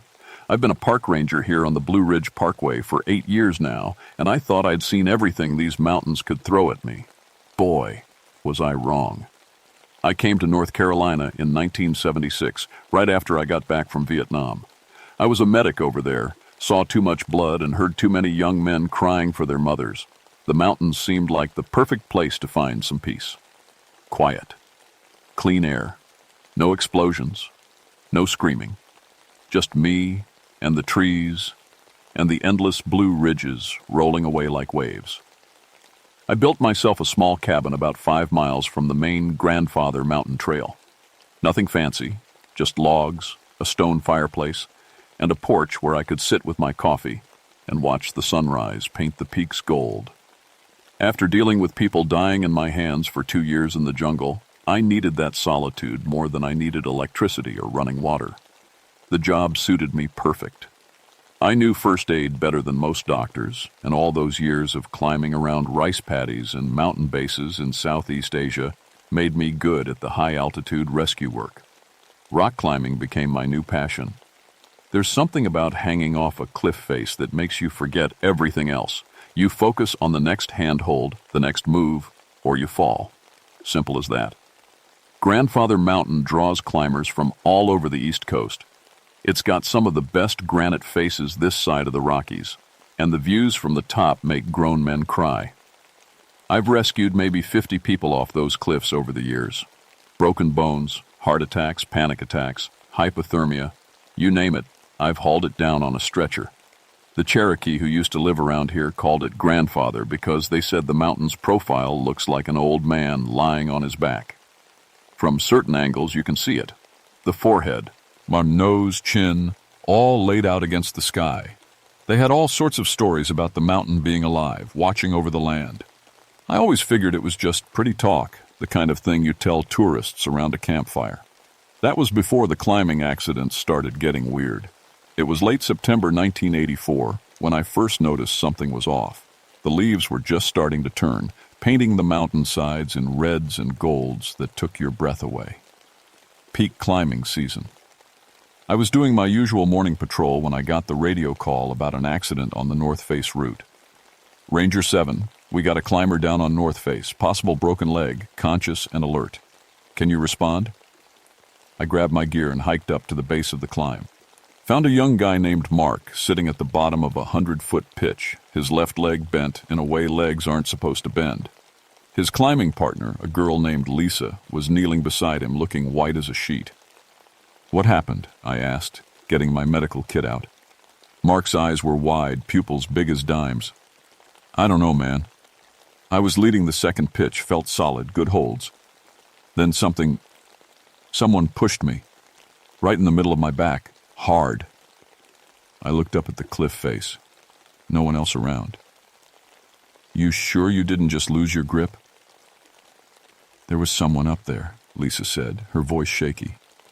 I saw them. Big guy, real big, standing on that ledge up there. She pointed to a narrow shelf about 200 feet up the face. I followed her finger. The ledge she was pointing to was maybe 6 inches wide. No way a person could stand on it, much less push someone off a cliff from that angle. You sure about that? I know what I saw. I splinted Mark's leg and got him down to where the ambulance could reach him. But as we were loading him up, he grabbed my arm. Ranger, I've been climbing for 10 years. Arse. I know the difference between losing my grip and being pushed. Something up there didn't want me on that rock. I figured it was just shock talking. People's minds play tricks when they're hurt and scared. But then I started paying attention to the accident reports from that area. 3 more incidents in the next 2 weeks. All on different routes. All experienced climbers. All claiming they were pushed or thrown off holds that should have been solid. And they all mentioned seeing someone watching them from impossible places on the cliff face. The thing that really got my attention was the handprints. Found the first one during a rescue on the east wall. A climber named Jerry had fallen about 60 feet, saved by his rope, but scared senseless. He kept babbling about hands coming out of the rock itself. While I was rappelling down to get him, I saw it. A handprint pressed into solid granite, about 8 feet to the left of the climbing route. Not carved, not painted. Pressed, like someone had stuck their hand into wet concrete. except this was stone that had been solid for millions of years. The handprint was huge, easily twice the size of my own hand, fingers thick as sausages. The detail was perfect. You could see the lines in the palm, the whorls of fingerprints. It was pressed maybe 2 inches deep into rock that would take dynamite to chip. I measured it when I got back to the office. 11 inches from wrist to fingertip. If it belonged to a person, that person would have to be at least 12 feet tall. That night, I sat on my porch with a beer and looked up at Grandfather Mountain. The moon was almost full, casting everything in silver light. The peak looked more like a sleeping face than ever before, and for the first time since I'd been living here, I got the feeling it was looking back. The next incident happened 3 days later, and this time I was there to see it myself. I was leading a training session for new climbing instructors when Sarah Whitmore, one of our best guides, started acting strange. Sarah had been climbing this mountains for 15 years, knew every route like her own backyard. Nothing spooked her, but that morning she kept looking up at the cliff faces and frowning. "Something's not right up there," she said, squinting at the morning glory route. "Look at the rock." I looked. Granite, same as always. Maybe a little darker in some spots, but rock does that. "What am I supposed to be seeing?" "The patterns. They've changed." She pointed to a section about halfway up the face. "That crack used to run straight up. Now it curves to the left. And those holes we marked last month, they're gone. Not broken off, just gone." I thought she was imagining things, but when we got closer I could see she was right. The rock face was different. Not like it had weathered or eroded. Like it had rearranged itself. Holds that should have been there weren't. New ones had appeared in places where the stone used to be smooth. "Rock doesn't move, Sarah." "Then explain that." She pointed to a spot about 30 feet up where someone had drilled an expansion bolt for safety. The bolt was still there, but now it was sticking out of a completely different section of cliff face, 10 feet to the right of where we'd installed it. That's when we heard the screaming. It was coming from the Devil's Chimney, a narrow crack that split the mountain like a wound. Advanced climbers only. It required you to wedge yourself between 2 walls of rock and inch your way up like you were climbing inside a stone throat. Mike Patterson, one of our instructors, had gone up to check the root conditions. We found him at the bottom, conscious but babbling. No broken bones, but he was shaking like a leaf and couldn't seem to focus his eyes on anything. "The walls," he kept saying. "The walls were moving, squeezing, like they were alive, like they were breathing." Sarah and I looked at each other. Mike was tough as napalm. Isles had been climbing longer than both of us combined. It would take something serious to shake him up this bad. "I was about 50 feet up," Mike said once we got him calmed down. "Good. Position. Felt secure." Then the walls started getting closer together. Not slow, not like settling. Fast, like someone was squeezing a fist closed. "Rock doesn't move, Mike." I know what I felt. The stone was warm and it was pulsing like a heartbeat. I could feel it through my hands, through my back where I was pressed against it. Then it started squeezing, trying to crush me. I had to jump to get out. He'd fallen 40 feet onto a pile of loose rocks and walked away without a scratch. Should have killed him. I went up to check the chimney myself that afternoon. The crack looked normal from the outside, but when I stuck my head in, the hair on my arm stood up. The air inside was warm, way warmer than it should have been, and there was a sound, real faint, like breathing. Long, slow breaths that seemed to come from deep inside the mountain. I only made it about 20 feet up before I had to come back down. Not because I was scared, though I was, but because my equipment started acting up. My compass needle spun like a top. The altimeter said I was at sea level, then 10,000 feet, then gave me an error reading. My radio picked up nothing but static and what sounded like voices speaking in a language I'd never heard. But the worst part was the feeling of being watched. Every instinct I'd developed in Vietnam, every sense that had kept me alive in the jungle was screaming that something big and dangerous was looking at me, something that didn't like me being there. That evening I drove into town to talk to Charlie Crowfeather, an old Cherokee man who ran the trading post. Charlie's grandfather had been born on this land before it became a park, and his family had stories about these mountains going back hundreds of years. "You're asking about the Stone Father," Charlie said when I described what we'd been seeing. He was carving a piece of wood by the light of a single lamp, his weathered hands moving with practiced skill. My grandfather warned me this might happen someday. Stonefather? Guardian spirit.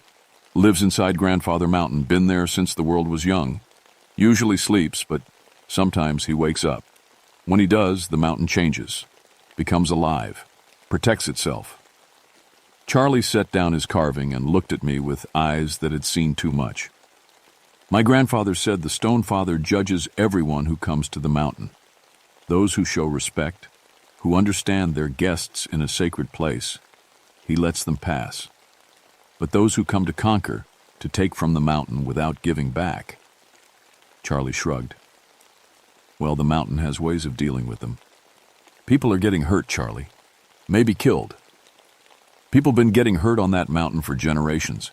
Question is, why is the Stonefather awake now? What's changed?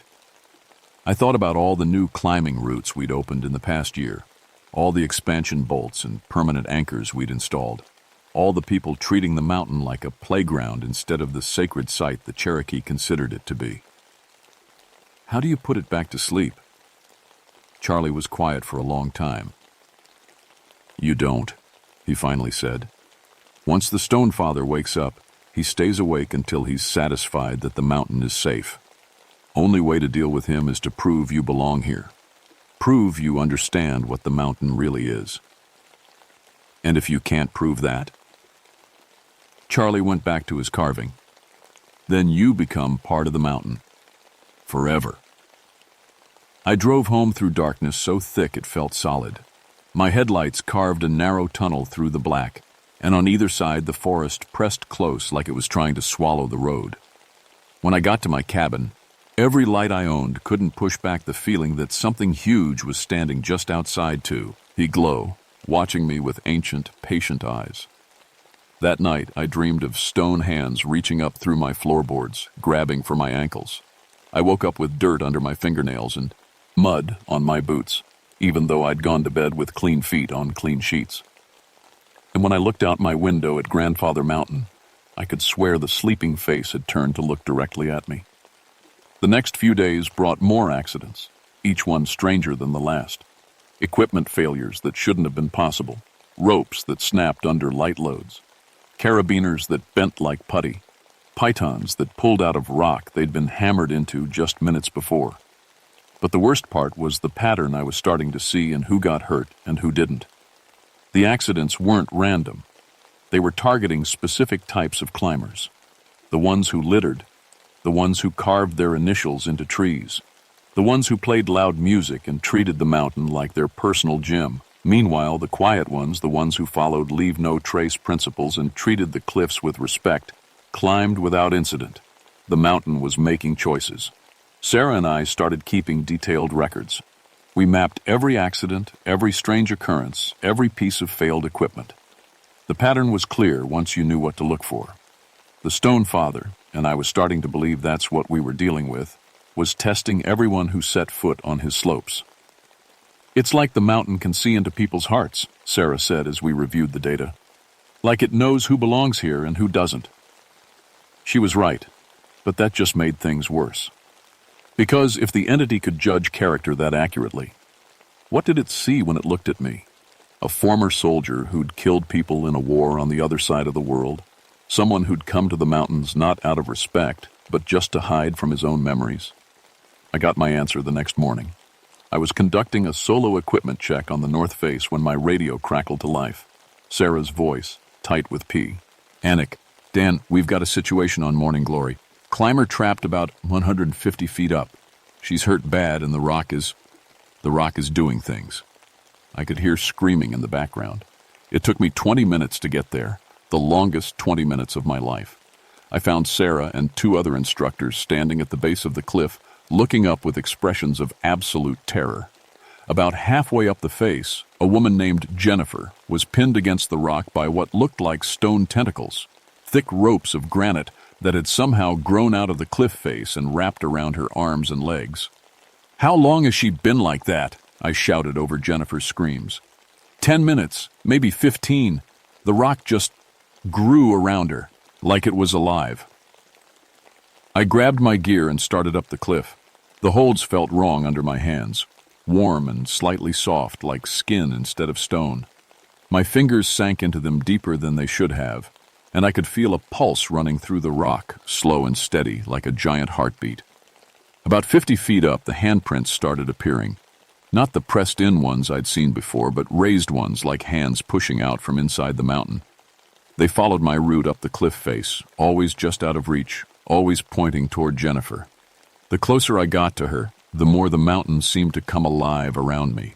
Cracks opened and closed like mouths. Ledges shifted position when I wasn't looking directly at them. The sound of breathing echoed from inside the stone, deep and slow and patient. When I reached Jennifer, I could see she was in shock. The stone tentacles, there was no other word for them, had wrapped around her wrists and ankles, holding her spread eagle against the cliff face. They weren't squeezing hard enough to break bones, but tight enough that she couldn't move. "Can you hear me?" I asked. Checking her vitals as best I could. Her eyes focused on me with difficulty. "It spoke to me," she whispered. "In my head. It showed me things." "What kind of things?" "Every animal I ever hurt, every tree I carved my name in, every piece of trash I ever left behind. It showed me the mountain bleeding from all the holes we've drilled, all the bolts we've hammered in. It's in pain, and we did it." The stone tentacles were getting tighter. Not enough to hurt her, but enough to make a point. I pulled out my knife, thinking maybe I could cut her free, but the blade just skittered across the granite like it was trying to cut steel. That's when I felt the mountain's attention focus on me like a spotlight. The world went silent. No wind, no birds, no sound of traffic from the parkway below. Even Jennifer stopped screaming. It was like someone had put the entire world on pause. Then the voice came, not through my ears, but directly into my brain.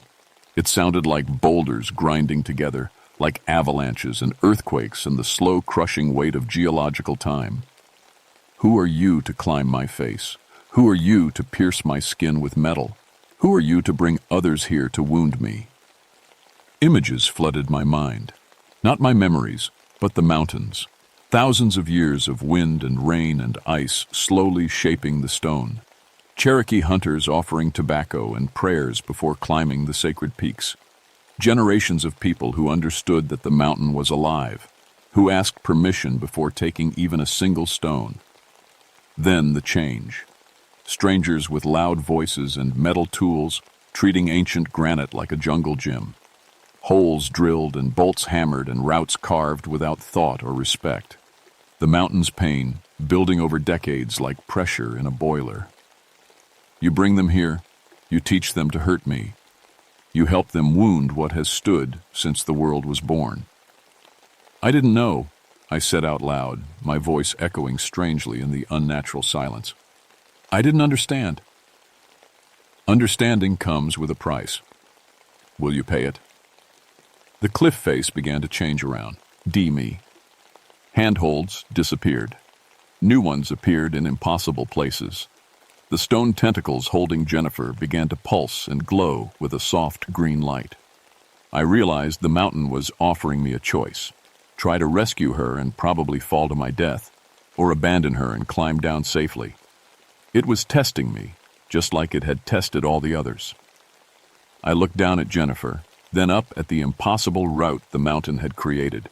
Holds that required me to stretch beyond my reach, moves that would challenge even the best climbers in the world, and all of it on rock that was actively shifting and changing, trying to throw me off. But I'd been a medic in Vietnam. I'd crawled through machine gun fire to reach wounded soldiers. I'd never left anyone behind, no matter how bad the situation got. I wasn't about to start now. "I'm coming for her," I said to the mountain. "Do whatever you want to me, but I'm not leaving her up here." The response was immediate. The cliff face exploded into motion. Holds shifted every time I reached for them. Cracks opened and snapped shut like jaws. The stone beneath my feet tilted and swayed like I was climbing on a ship in a storm. But I kept going. Every technique I'd learned in 8 years of rescue work, every trick I'd picked up climbing in the mountains of Southeast Asia, I used it all. When handholds disappeared, I jammed my fingers into cracks. When cracks closed, I pressed against opposing walls and chimneyed up. When the stone tried to throw me off, I moved like water, flowing around obstacles instead of fighting them. And slowly, impossibly, I got closer to Jennifer. The mountain's voice rumbled through the stone. You do not conquer. You adapt. You flow like water, bend like wind. You understand. The stone tentacles around Jennifer began to loosen. You will teach them. You will make them understand. You will be my voice to those who would wound me. The tentacles released her completely, and she sagged against the cliff face. I got a rope around her and began the long, careful process of getting us both back to the ground. The mountain didn't help, but it didn't fight us anymore either. The handholds stayed solid under our weight, and the stone was just stone again. But as we rappelled down, I could feel ancient eyes watching every move we made, judging, waiting. And I knew that everything had changed, not just for me, but for everyone who would ever climb this mountain again. The Stone Father was awake, and he was going to stay that way. Jennifer spent 3 days in the hospital, mostly for observation. Physically, she was fine, a few scrapes and bruises, nothing more. But mentally, she was different, quiet, thoughtful. She kept talking about the voices she'd heard in the stone, the visions the mountain had shown her. It's not evil, she said when I visited her before she was discharged. It's just old, tired, and hurt. We've been hurting it for so long, without even knowing. She never climbed again, sold all her gear and moved to Colorado, said she needed to be somewhere the mountains were still wild. Word spread fast through the climbing community. Some people called it a hoax, said we'd made the whole thing up for publicity. Others stayed away from Grandfather Mountain completely, too spooked to risk an encounter with whatever was living in the stone. But the accidents didn't stop. If anything, they got worse. 3 days after Jennifer's rescue, a climber named Rick Torres fell from the east wall. His partner said the handholds just crumbled away under his weight, like they were made of sand instead of granite. Rick hit the ground doing about 60 miles an hour, should have died instantly. Instead, he landed in what his partner swore was solid rock, but somehow didn't get hurt worse than a broken wrist. When the rescue team examined the impact site, they found Rick-shaped depression in the stone, like the mountain had softened just enough to catch him instead of plow him. But Rick wasn't grateful. He was furious. That thing tried to murder me, he ranted from his hospital bed. It's some kind of monster living in the rock. Someone needs to do something about it. Get the army up there with explosives, blow the whole damn cliff face off. I tried to explain what I'd learned about respect and understanding, about the mountain being sacred to the Cherokee. Rick didn't want to hear it. It's just rock, he said. We're human beings. We don't bow down to rocks. Rick organized a group of climbers to come back the next weekend, called it a conquest expedition, said they were going to show the mountain who was boss, climb every route in a single day just to prove they could. Sarah and I tried to stop them. We closed the climbing areas, put up warning signs, even called the county sheriff. But Grandfather Mountain was federal land, and we didn't have authority to ban climbing permanently. The best we could do was make sure they signed liability waivers and suggest they reconsider. 12 climbers showed up that Saturday morning, all of them experienced, all of them angry. They saw the mountain's judgment as a challenge to their authority as humans. They were going to prove that rock was just rock, that people were the masters of nature. They brought power tools, portable drills to add new bolt anchors wherever they wanted, chainsaws to clear vegetation that blocked their roots, even brought a small generator to power everything. I watched them hike up to the base of the cliffs, carrying enough equipment to open a construction site. Sarah stood beside me, shaking her head. This is going to be bad, she said. Maybe the mountain will leave them alone. Maybe it only reacts to individuals, not groups. We were both wrong. The mountain's response was immediate and devastating. The moment Rick's drill bit touched stone, every piece of electronic equipment within a mile radius died. Radios, cell phones, car batteries, flashlights, everything just stopped working. The air itself seemed to thicken, like breathing soup. Then, The cliff faces began to change. Not slowly, like they had been doing. Fast. Handholds appeared and disappeared in seconds. Entire sections of rock flowed like water, rearranging themselves into new patterns. Cracks opened and closed like mouths. The sound of grinding stone echoed across the valley like thunder. And from deep inside the mountain came a roar that felt like the earth itself was screaming. 3 of the climbers ran immediately, abandoning their gear and sprinting for the parking lot. The rest, led by Rick, tried to continue their assault on the mountain. They lasted about 10 minutes before the real terror started. The Stone Father showed himself for the first time. I saw it from the ranger station, 2 miles away, a figure rising out of the cliff face like it was emerging from deep water. 12 feet tall, maybe more, carved from living granite. It had the rough proportions of a man, but everything was oversized, powerful, ancient. Its eyes were deep caves that glowed with green light. When it moved, the entire mountain shook. The figure reached down and plucked Rick off the cliff face like picking a grape from a vine, held him up at eye level, studying him. I could hear Rick screaming from 2 miles away. Then the Stone Father opened its mouth and spoke in a voice that made avalanches sound like whispers. Enough. The word hit like a physical blow. Windows shattered in the visitor center. Car alarms started going off in the parking lot. Every bird within 10 miles took flight at once, darkening the sky. The Stone Father set Rick down gently on a ledge, then turned its attention to the other climbers. One by one, it picked them up and moved them off the cliff face, placing them on the ground with surprising gentleness. Not hurting them, but making it very clear that they were no longer welcome on the mountain. When the last climber was safely on the ground, the Stone Father turned to look directly at me, even though I was 2 miles away. Those green cave eyes found me through walls and distance like I was standing right in front of it. "Come," the voice said inside my head. "It is time." I knew what that meant. The mountain had chosen me as its representative, its voice to the human world.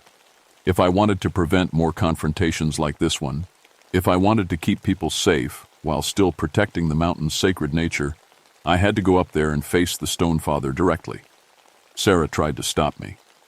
"Dan, that thing just manhandled 9 grown men like they were children. What makes you think you can survive a face-to-face meeting?" "Because it's not going to hurt me," I said, though I wasn't entirely sure I believed it. "It needs someone to speak for it, to help people understand." I hiked up to the base of North Face alone, carrying nothing but water and a small pouch of tobacco Charlie Crowfeather had given me. The Stone Father was waiting, still emerging from the cliff face like a statue coming to life.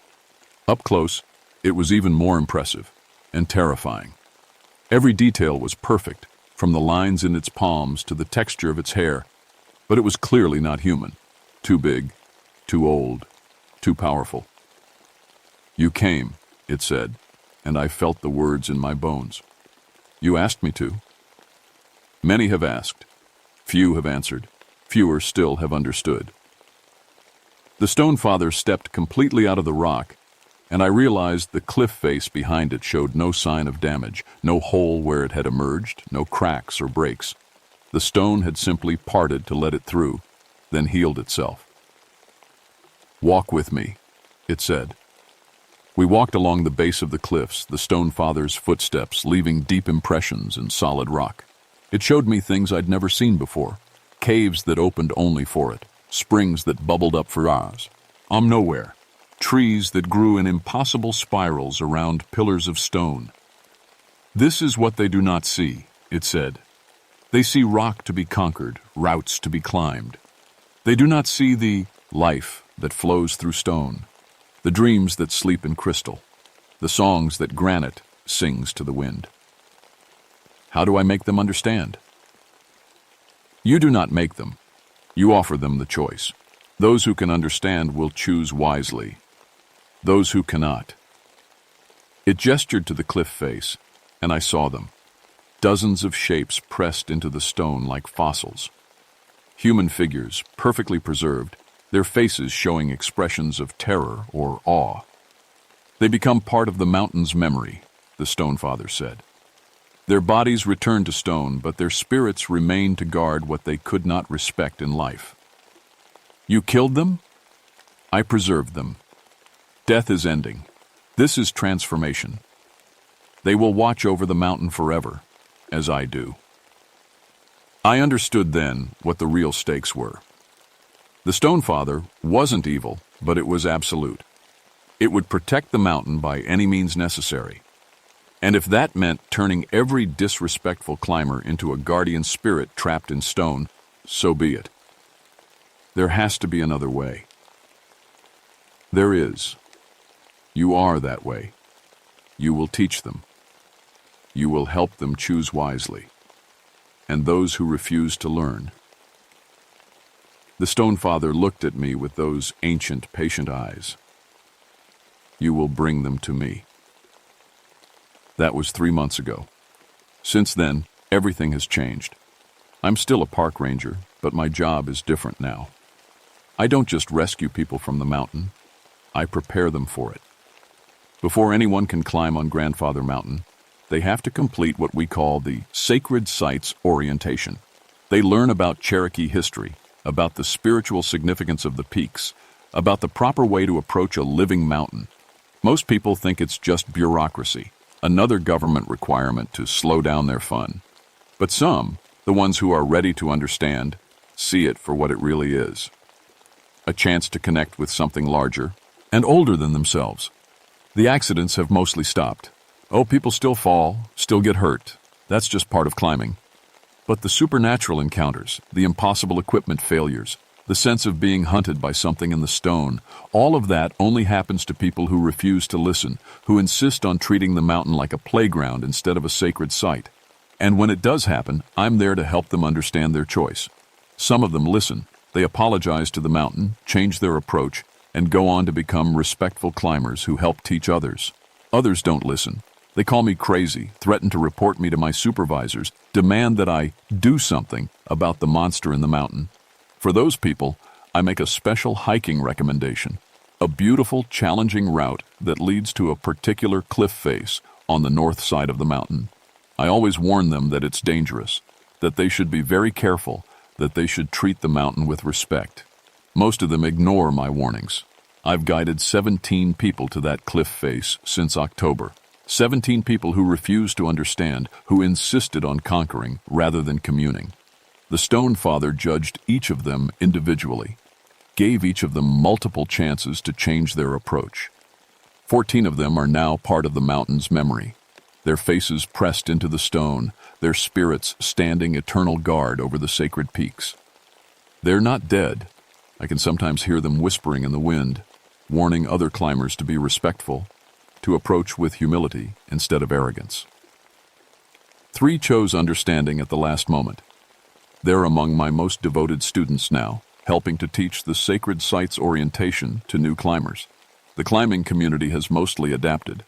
Word gets around quickly in small groups like that, and most serious climbers have learned to approach Grandfather Mountain with the respect it deserves. They bring tobacco offerings like the Cherokee used to do. They climb quietly, leave no trace, and thank the mountain when they reach the summit.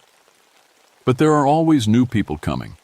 People who haven't heard the stories or who think they're too smart to believe in superstitious nonsense.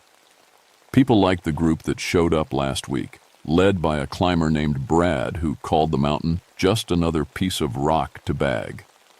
I did my best to educate them, showed them the sacred sites presentation, explained the cultural significance, even took them to see some of the faces pressed into the stone. Brad laughed it off as special effects and scare tactics to keep the good routes less crowded. He's scheduled to attempt the North Face route tomorrow morning. I've done everything I can to change his mind, but he's determined to prove that humans are the masters of nature. I'll be guiding him to the base of the route, just like I've guided the others.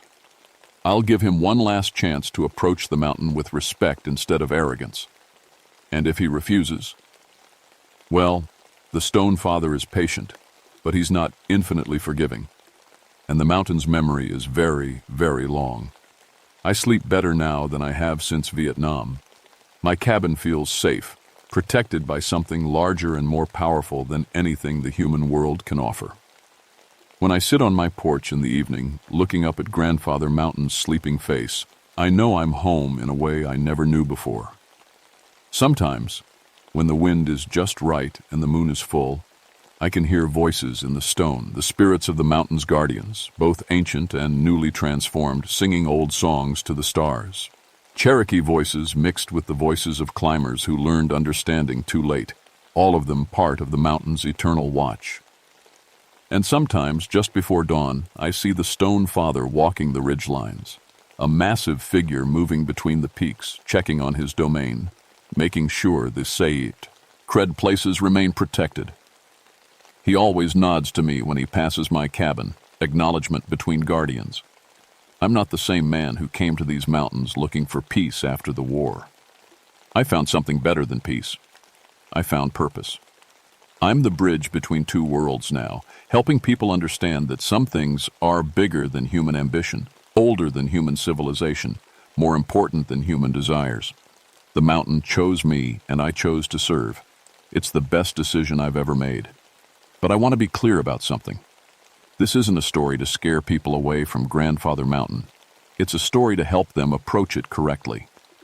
The mountain welcomes visitors who come with respect, who understand their guests in a sacred place. It offers experiences more profound than any ordinary cliff face ever could. But for those who come to conquer, who insist on treating ancient stone like their personal playground, well, the mountain has its own ways of dealing with them. And those ways are older and more final than anything the human world has to offer. Choose wisely.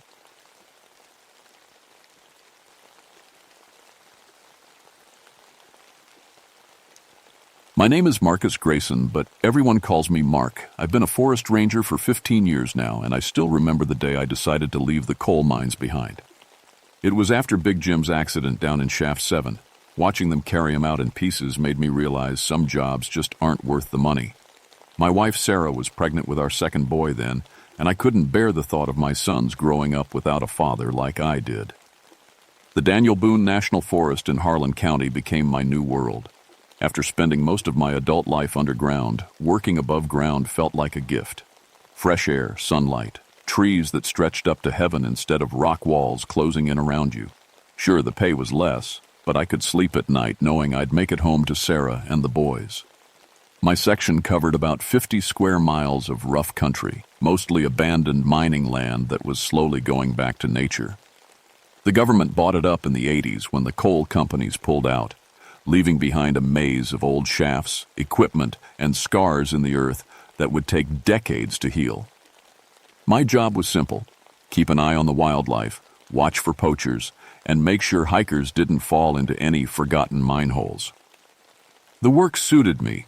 I understood this land in a way most rangers couldn't. When you've spent years underground, you develop a feel for how the earth works, how water moves through rock, how unstable ground sounds different under your feet. Those skills transferred well to forest work. I could track animals through terrain that would confuse other people, and I had a sixth sense for dangerous areas that kept both me and visitors safe. My boys, Tommy and Jake, were teenagers now. Tommy was 17 and already talking about college, wanting to study environmental science. Jake was 15 and more interested in his guitar than anything else. They both thought their old man's job was pretty cool, even if it didn't pay like the mines used to. Sarah worked part-time at the county health department, and we managed just fine. The mountains of eastern Kentucky have always been home to strange stories. My grandmother used to tell tales about things that lived in the deep hollows, creatures that weren't quite animal and weren't quite human. She called them by old Cherokee names her mother had taught her, words that made your skin crawl just hearing them. Growing up, I figured they were just stories meant to keep kids from wandering too far into the woods alone. But after 15 years walking these mountains, I've learned that some stories stick around because they have roots in truth. It started in late October when the leaves were turning and the air had that sharp bite that meant winter wasn't far behind. Mrs. Henderson called the ranger station, worried about her cattle. She ran a small farm on the edge of the forest where the old mining company used to have their equipment yards. 3 of her cows had been killed in the past 2 weeks, and whatever did it wasn't acting like any predator she'd ever seen. "It's not bears, Mark," she told me over the phone. Her voice shook a little. "Bears don't arrange bones in neat little piles, and they sure don't take just the organs and leave the rest." I drove out to her place that afternoon. Mrs. Henderson was tough as nails, had been farming that land for 40 years. If something had her spooked, it was worth investigating. The first thing I noticed was how quiet everything was. Usually, cattle farms are full of sound. Cows lowing, chickens clucking, dogs barking. But Henderson's place felt muted, like the world was holding its breath. She led me to where the latest kill had happened, near the tree line where her pasture met the forest. The sight made my stomach turn. The cow had been a big Holstein, probably 800 pounds. Something had torn it open with surgical precision, removing the heart, liver, and kidneys while leaving the rest of the carcass untouched.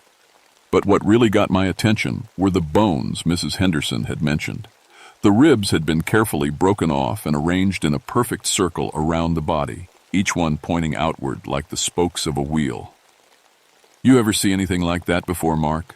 Mrs. Henderson asked, wrapping her coat tighter around herself. I shook my head, but something about the arrangement nagged at me.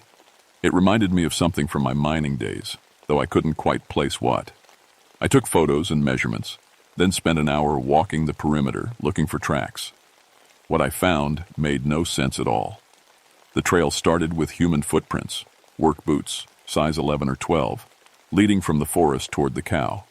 But about 20 feet from the kill site, the human tracks stopped and wolf prints began. Not gradually, like someone had met up with a wolf, but instantly. One step human, the next step wolf. The wolf tracks circled the cow several times, then led back toward the forest, where they changed again. This time to bear tracks, big ones. I followed the trail as far as I could, but it disappeared into a rocky creek bed near one of the old mine entrances. Standing there in the fading daylight, listening to the water gurgle over stones, I felt something I hadn't experienced since my underground days, the sensation of being watched by something that meant me harm. The next morning I called in Dr. Jennifer Morrison from the State Wildlife Department. If we had some kind of predator problem, I wanted expert help figuring it out. Jenny was sharp, had a PhD in animal behavior from UK, and knew more about Kentucky's wildlife than anyone I'd ever met. She drove down from Lexington that same day. "Show me everything," she said, pulling on her hiking boots in my office parking lot. Jenny was all business, the kind of person who let facts lead her to conclusions instead of the other way around. I respected that about her. We spent the morning at Henderson's place, then I took her to 3 other farms where similar kills had happened over the past month. Each scene was identical. Large livestock killed with precision, organs removed, bones arranged in that same spoke pattern. And at each site, the same impossible trail. Human footprints that became animal tracks. "This is deliberate," Jenny said, kneeling beside the bone circle at the Morrison farm. "Whatever's doing this has intelligence. Animals don't make patterns like this." "What about the tracks?" I asked. She was quiet for a long time, studying the ground. "I don't know, Mark. I've never seen anything like it. The depth and spacing are right for each animal, but the transition..." She trailed off, shaking her head. That evening, we set up trail cameras at 3 different locations where attacks had occurred. The plan was simple. Capture whatever was doing this on film and identify it. Jenny had equipment that could shoot in complete darkness and detect the slightest movement. If something was out there, we'd find it. 2 days later, I got the call that changed everything. "Mark, you need to get down here right now." Jenny's voice was tight with fear. "Bring your truck." I found her at the Morrison farm, sitting in her car with the engine running and the doors locked. Her face was pale, and her hands shook as she lit a cigarette, something I'd never seen her do. "I got the footage," she said. "But Mark, I wish I hadn't." We drove back to the ranger station in silence. Jenny set up her laptop and pulled up the video files. The first 2 cameras showed nothing unusual. Deer, raccoons, the normal nighttime parade of forest animals. But the 3rd camera the one we'd placed near the old mining road, had captured something that made my blood freeze. A timestamp showed 2:17 a.m. At first, the screen was empty, except for the ghostly shapes of trees in the infrared light. Then a figure walked into frame from the left, clearly human, wearing what looked like old work clothes. The person moved with purpose, heading straight for the bone circle we'd found earlier that day. "Keep watching," Jenny whispered. The figure knelt beside the bones, and for a moment nothing happened. Then it began to change. The transformation was subtle at first. The person's posture shifted, becoming more hunched, their head tilted at an unnatural angle. But then the real change began. The human shape flowed like water, bones extending and reshaping, limbs stretching and twisting. Within seconds, where a person had been kneeling, a massive wolf now stood. But this wasn't any wolf I'd ever seen. It was too big, too intelligent. It looked directly at the camera, and in its eyes was an awareness that made my skin crawl. The wolf circled the bone pattern 3 times, then sat in the center like it was performing some kind of ritual. After about 10 minutes, it changed again, this time into a bear. The bear repeated the same circling behavior, then transformed once more. This time, the shape that emerged was something I couldn't identify. It had parts of different animals, the head of a wolf, the body of a bear, arms that looked almost human. It stood upright and stared at the camera for a full minute before walking back into the forest. "Jesus Christ," I breathed. "It gets worse," Jenny said. She pulled up another file, this one from earlier that same night. "This is from the camera at Henderson's place." The same figure appeared, but this time it looked different. Instead of old work clothes, it wore what looked like mining gear, hard hat, work boots, overalls, and there was something wrong with its face. Even in the infrared, I could see that its features were gaunt, almost skeletal. But what really got my attention was what it was carrying. In its hands was a mining pick, the kind we use to break up coal seams under grows. As I watched, the figure walked to where Henderson's cow was grazing peacefully in the pasture. What happened next made me shut my eyes. "The attack itself isn't on camera," Jenny said quietly. "But look at this." She fast-forwarded to an hour later. The cow was dead, arranged exactly like the others, and the figure was back in human form, kneeling beside the carcass. It was arranging the bones in that same spoke pattern, but now I could see what it reminded me of. It looked exactly like the support structure we used in mine shafts, wooden beams radiating out from a central point to keep the ceiling from collapsing. "Mark, what the hell are we dealing with here?" Before I could answer, my radio crackled to life. "Ranger Grayson, this is dispatch. We've got a missing person report. Dr. Jennifer Morrison from the State Wildlife Department. Her department says she missed a meeting this morning and isn't answering her phone." I looked at Jenny, sitting right there beside me. Her face had gone white as paper. "Dispatch, this is Grayson. Dr. Morrison is here with me at the ranger station." "Negative, Ranger Grayson. Dr. Morrison's vehicle was found abandoned on Forest Road 421 approximately 2 hours ago. Kentucky State Police are requesting your assistance." My blood turned to ice. If Jenny was here with me, then who had I been talking to all day? I looked at the woman beside me, really looked at her. Her face was the same, her clothes were the same, even her voice was the same. But now that I was paying attention, something felt wrong. Her skin was too pale, her movements too fluid, and her eyes held that same terrible intelligence I'd seen in the wolf on the camera. "Mark," she said, and her voice was still Jenny's voice. "We need to talk."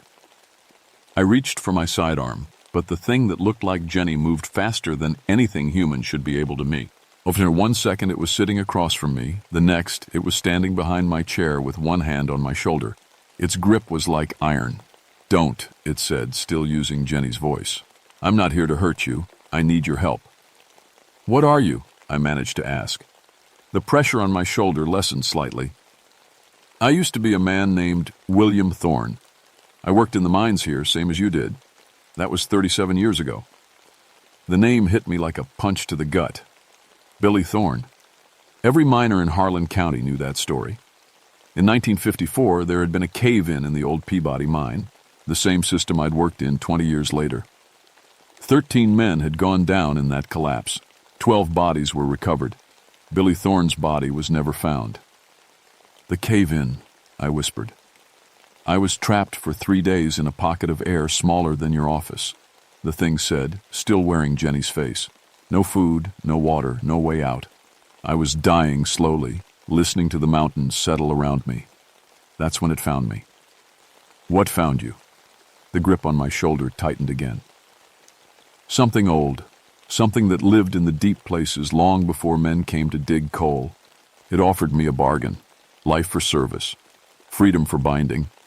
I said yes." I tried to turn around, but the hand kept me facing forward. On the laptop screen, the video was still playing on a loop, the human figure transforming into animals, performing its ritual around the bone circles. "What kind of service?" "I have to feed it, once a month when the moon goes dark. But it's not satisfied with cattle anymore, Mark. It wants something more." My mouth went dry. "People. Your friend Dr. Morrison was asking too many questions. She was getting close to the truth, and the thing I serve doesn't like attention. So I took her form, and I came to talk to you instead." "Where is she?" "Safe, for now. Hidden where you'll never find her. But Mark, I need you to understand something. I don't want to do this anymore. I've been trapped for almost 40 years, killing to satisfy something that should have seen it. I'd buried, but there might be a way out." I felt the pressure on my shoulder ease and slowly turned around. The thing still looked exactly like Jenny, but now I could see the wrongness in its features. The eyes were too bright, the skin too perfect. It was like looking at a photograph of a person instead of the person themselves. What way out? The binding was made in the deep mine, in the place where I was trapped. If I can get back there, if I can face the thing that saved me, maybe I can break free. But I can't do it alone. The mine entrance is sealed, and I need someone who understands the underground to help me get back. I thought about my boys, about Sarah, about all the people in the county who were in danger if this thing kept killing. "And if I don't help you?" "The next month, when the moon goes dark again, I'll have to feed it something bigger than cattle. And the month after that, something even bigger. It's getting hungrier, Mark. Soon, cattle won't be enough. Neither will one person at a time." The radio crackled again. "Ranger Grayson, Kentucky State Police are on scene at Dr. Morrison's vehicle. They're requesting you respond immediately." I keyed the microphone. "This is Grayson. I'm en route." When I turned back around, the thing that looked like Jenny was gone. The office door was still closed, the windows were still locked. It had simply vanished. But on my desk was something that made my blood freeze. A mining pick, old and rusted, with W. Thorne carved into the wooden handle. Beside it was a piece of paper with an address written in shaky handwriting. "Old Peabody Mine Entrance, Forest Road 421, mile marker 15. I drove to where they'd found Jenny's car with my hands shaking on the steering wheel. The vehicle was pulled off the road near one of the old mining access trails, driver's door open, keys still in the ignition. Her purse was on, the passenger seat, her research notes scattered across the dashboard, but no sign of Jenny herself. The state police had already searched the immediate area. No blood, no signs of struggle, the lead investigator told me. It's like she just got out of the car and walked away. But I found something they'd missed. In the soft dirt beside the driver's door were footprints, Jenny's hiking boots, size 7. But 20 feet from the car, the boot prints changed to bare human feet. And 50 feet beyond that, the human tracks became something else entirely. Paw prints that were too big to be any animal native to Kentucky. That night I sat in my kitchen with a pot of coffee and my father's old mining maps, trying to make sense of what was happening. Sarah and the boys had gone to her sister's house in Lexington for the weekend, thank God. I didn't want them anywhere near this. The Peabody mine had been one of the biggest operations in the county back in its day. The main entrance was sealed with concrete after the cave-in, but I remembered hearing about secondary entrances, air shafts, and equipment tunnels that might still be accessible. If I was going to help this thing, and I was starting to think I had no choice, I'd need to find another way into the mine system.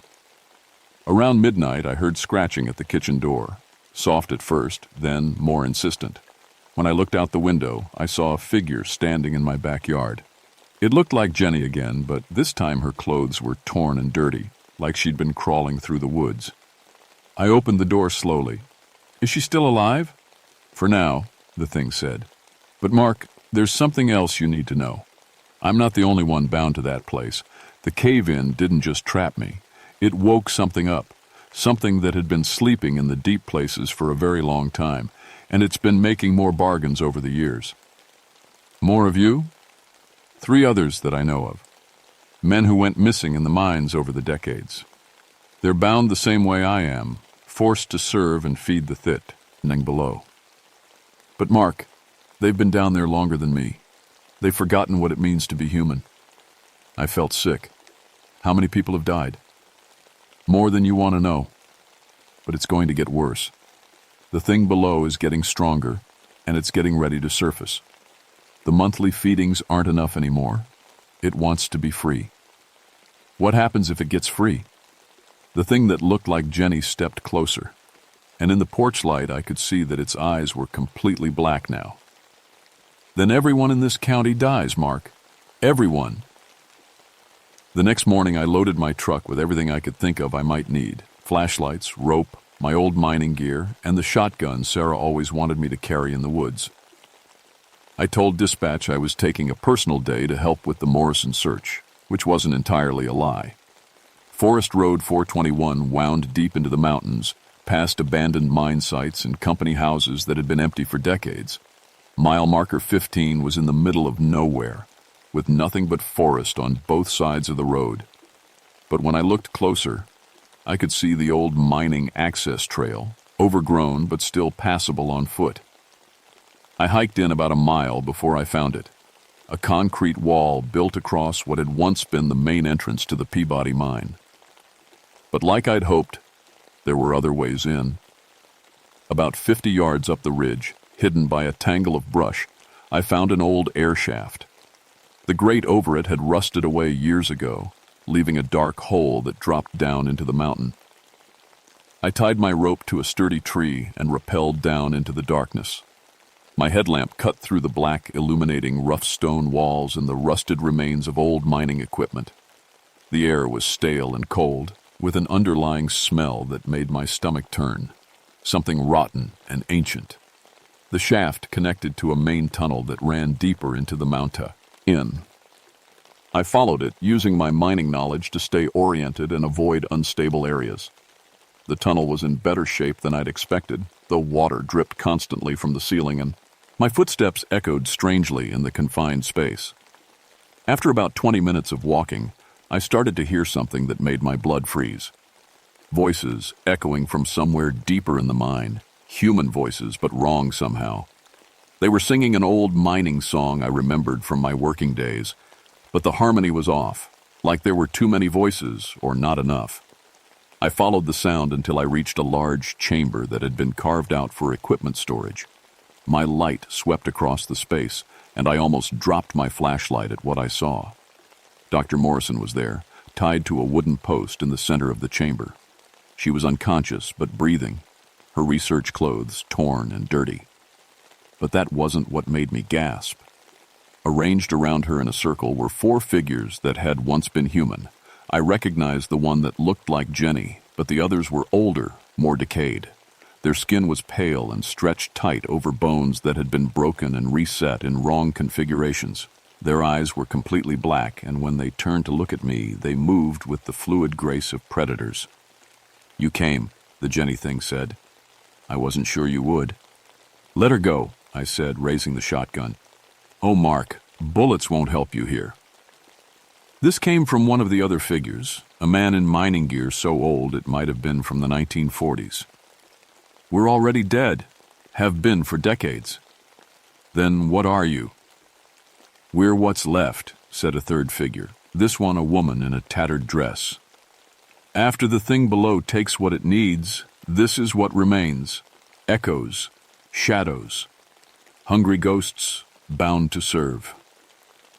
The fourth figure hadn't spoken yet, but when it stepped into my light, I recognized the face despite the decay. It was Billy Thorne, or what Billy Thorne had become. His features were gaunt and stretched, His work clothes were rotted and stained with things I didn't want to identify.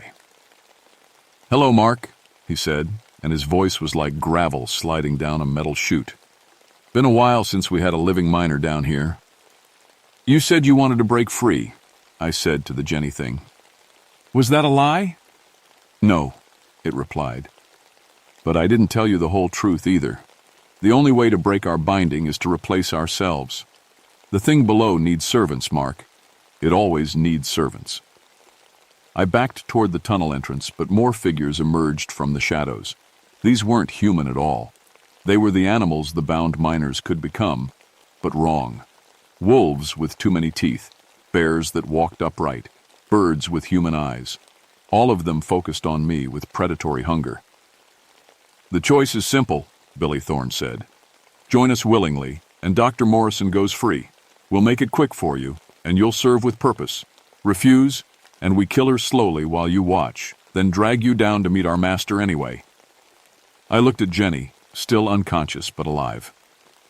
I thought about my boys, about Sarah, about all the people who would die if these things ever got free, and I realized something that made me smile despite the terror. "You know what, Billy? I've got a better idea." I pulled out the stick of dynamite I'd brought from my old mining supplies, the one I'd been saving for clearing beaver dams. You see, the thing about being a miner is you learn to read rock, and this mine was always unstable. That's why it collapsed in the first place. Billy's black eyes widened. "You wouldn't. You'll kill yourself too." "Maybe, but I'll kill all of you first, and more importantly, I'll bury whatever's down in the deep places so far under rock that it'll never see daylight." I lit the fuse and tossed the dynamite toward the back of the chamber, where I could see the tunnel continued down into even darker depths. "You've got about 30 seconds to get Dr. Morrison and me out of here, or we all go down together." The bound miners looked at each other, then at the sputtering fuse. Whatever held them to this place was strong, but self-preservation was stronger. "Billy," I said, "I know somewhere deep down you're still human. Get us out." For a moment his decayed features shifted, and I saw something that might have been the man he used to be. Then he nodded. The transformation was faster this time. Billy's human form flowed into something that was part man, part bear, part something else entirely. He scooped up Dr. Morrison in arms that were suddenly massive and powerful, while the Jenny thing grabbed me around the waist. We ran through tunnels that blurred past in the headlamp light, moving faster than any human could move. Behind us I could hear the dynamite's fuse burning down, and deeper still, something vast and angry roaring in the depths of the mine. We reached the air shaft just as the explosion hit. The mountain shook like an earthquake, and chunks of rock rained down around us. Billy threw Dr. Morrison up through the shaft opening with impossible strength, then grabbed me and hurled me upward after her. I hit the ground hard, gasping in the fresh night air. Dr. Morrison was unconscious beside me, but her pulse was strong. When I looked back down the shaft, I saw Billy's face one last time in the light of my fallen headlamp. "Thank you," he said, and for that moment he looked human again. Then the shaft collapsed in on itself with a sound like thunder. Dr. Morrison spent 3 days in the hospital with dehydration and exposure, but she recovered fully. When she woke up, she claimed she couldn't remember anything after leaving her car on Forest Road 421. The doctors said memory loss after trauma was normal, and I didn't contradict them. The official report listed the incident as a mine collapse due to structural instability, which wasn't exactly a lie. The Forest Service permanently closed the area and posted warnings about hazardous conditions. No one would be going near the old Peabody mine for a very long time, but I knew it wasn't really over. The livestock killing stopped, which was something. Mrs. Henderson's cattle grazed peacefully, and the bone circles never appeared again. But sometimes, when the moon went dark and the wind was right, I could swear I heard something calling from underground. Something angry and hungry, trapped but not destroyed. The strangest thing was what happened to me after that night in the mine. My tracking abilities, which had always been good, became almost supernatural. I could follow animal trails that other rangers couldn't even see, predict where deer would move days in advance, sensed the approach of bad weather hours before the sky showed any signs.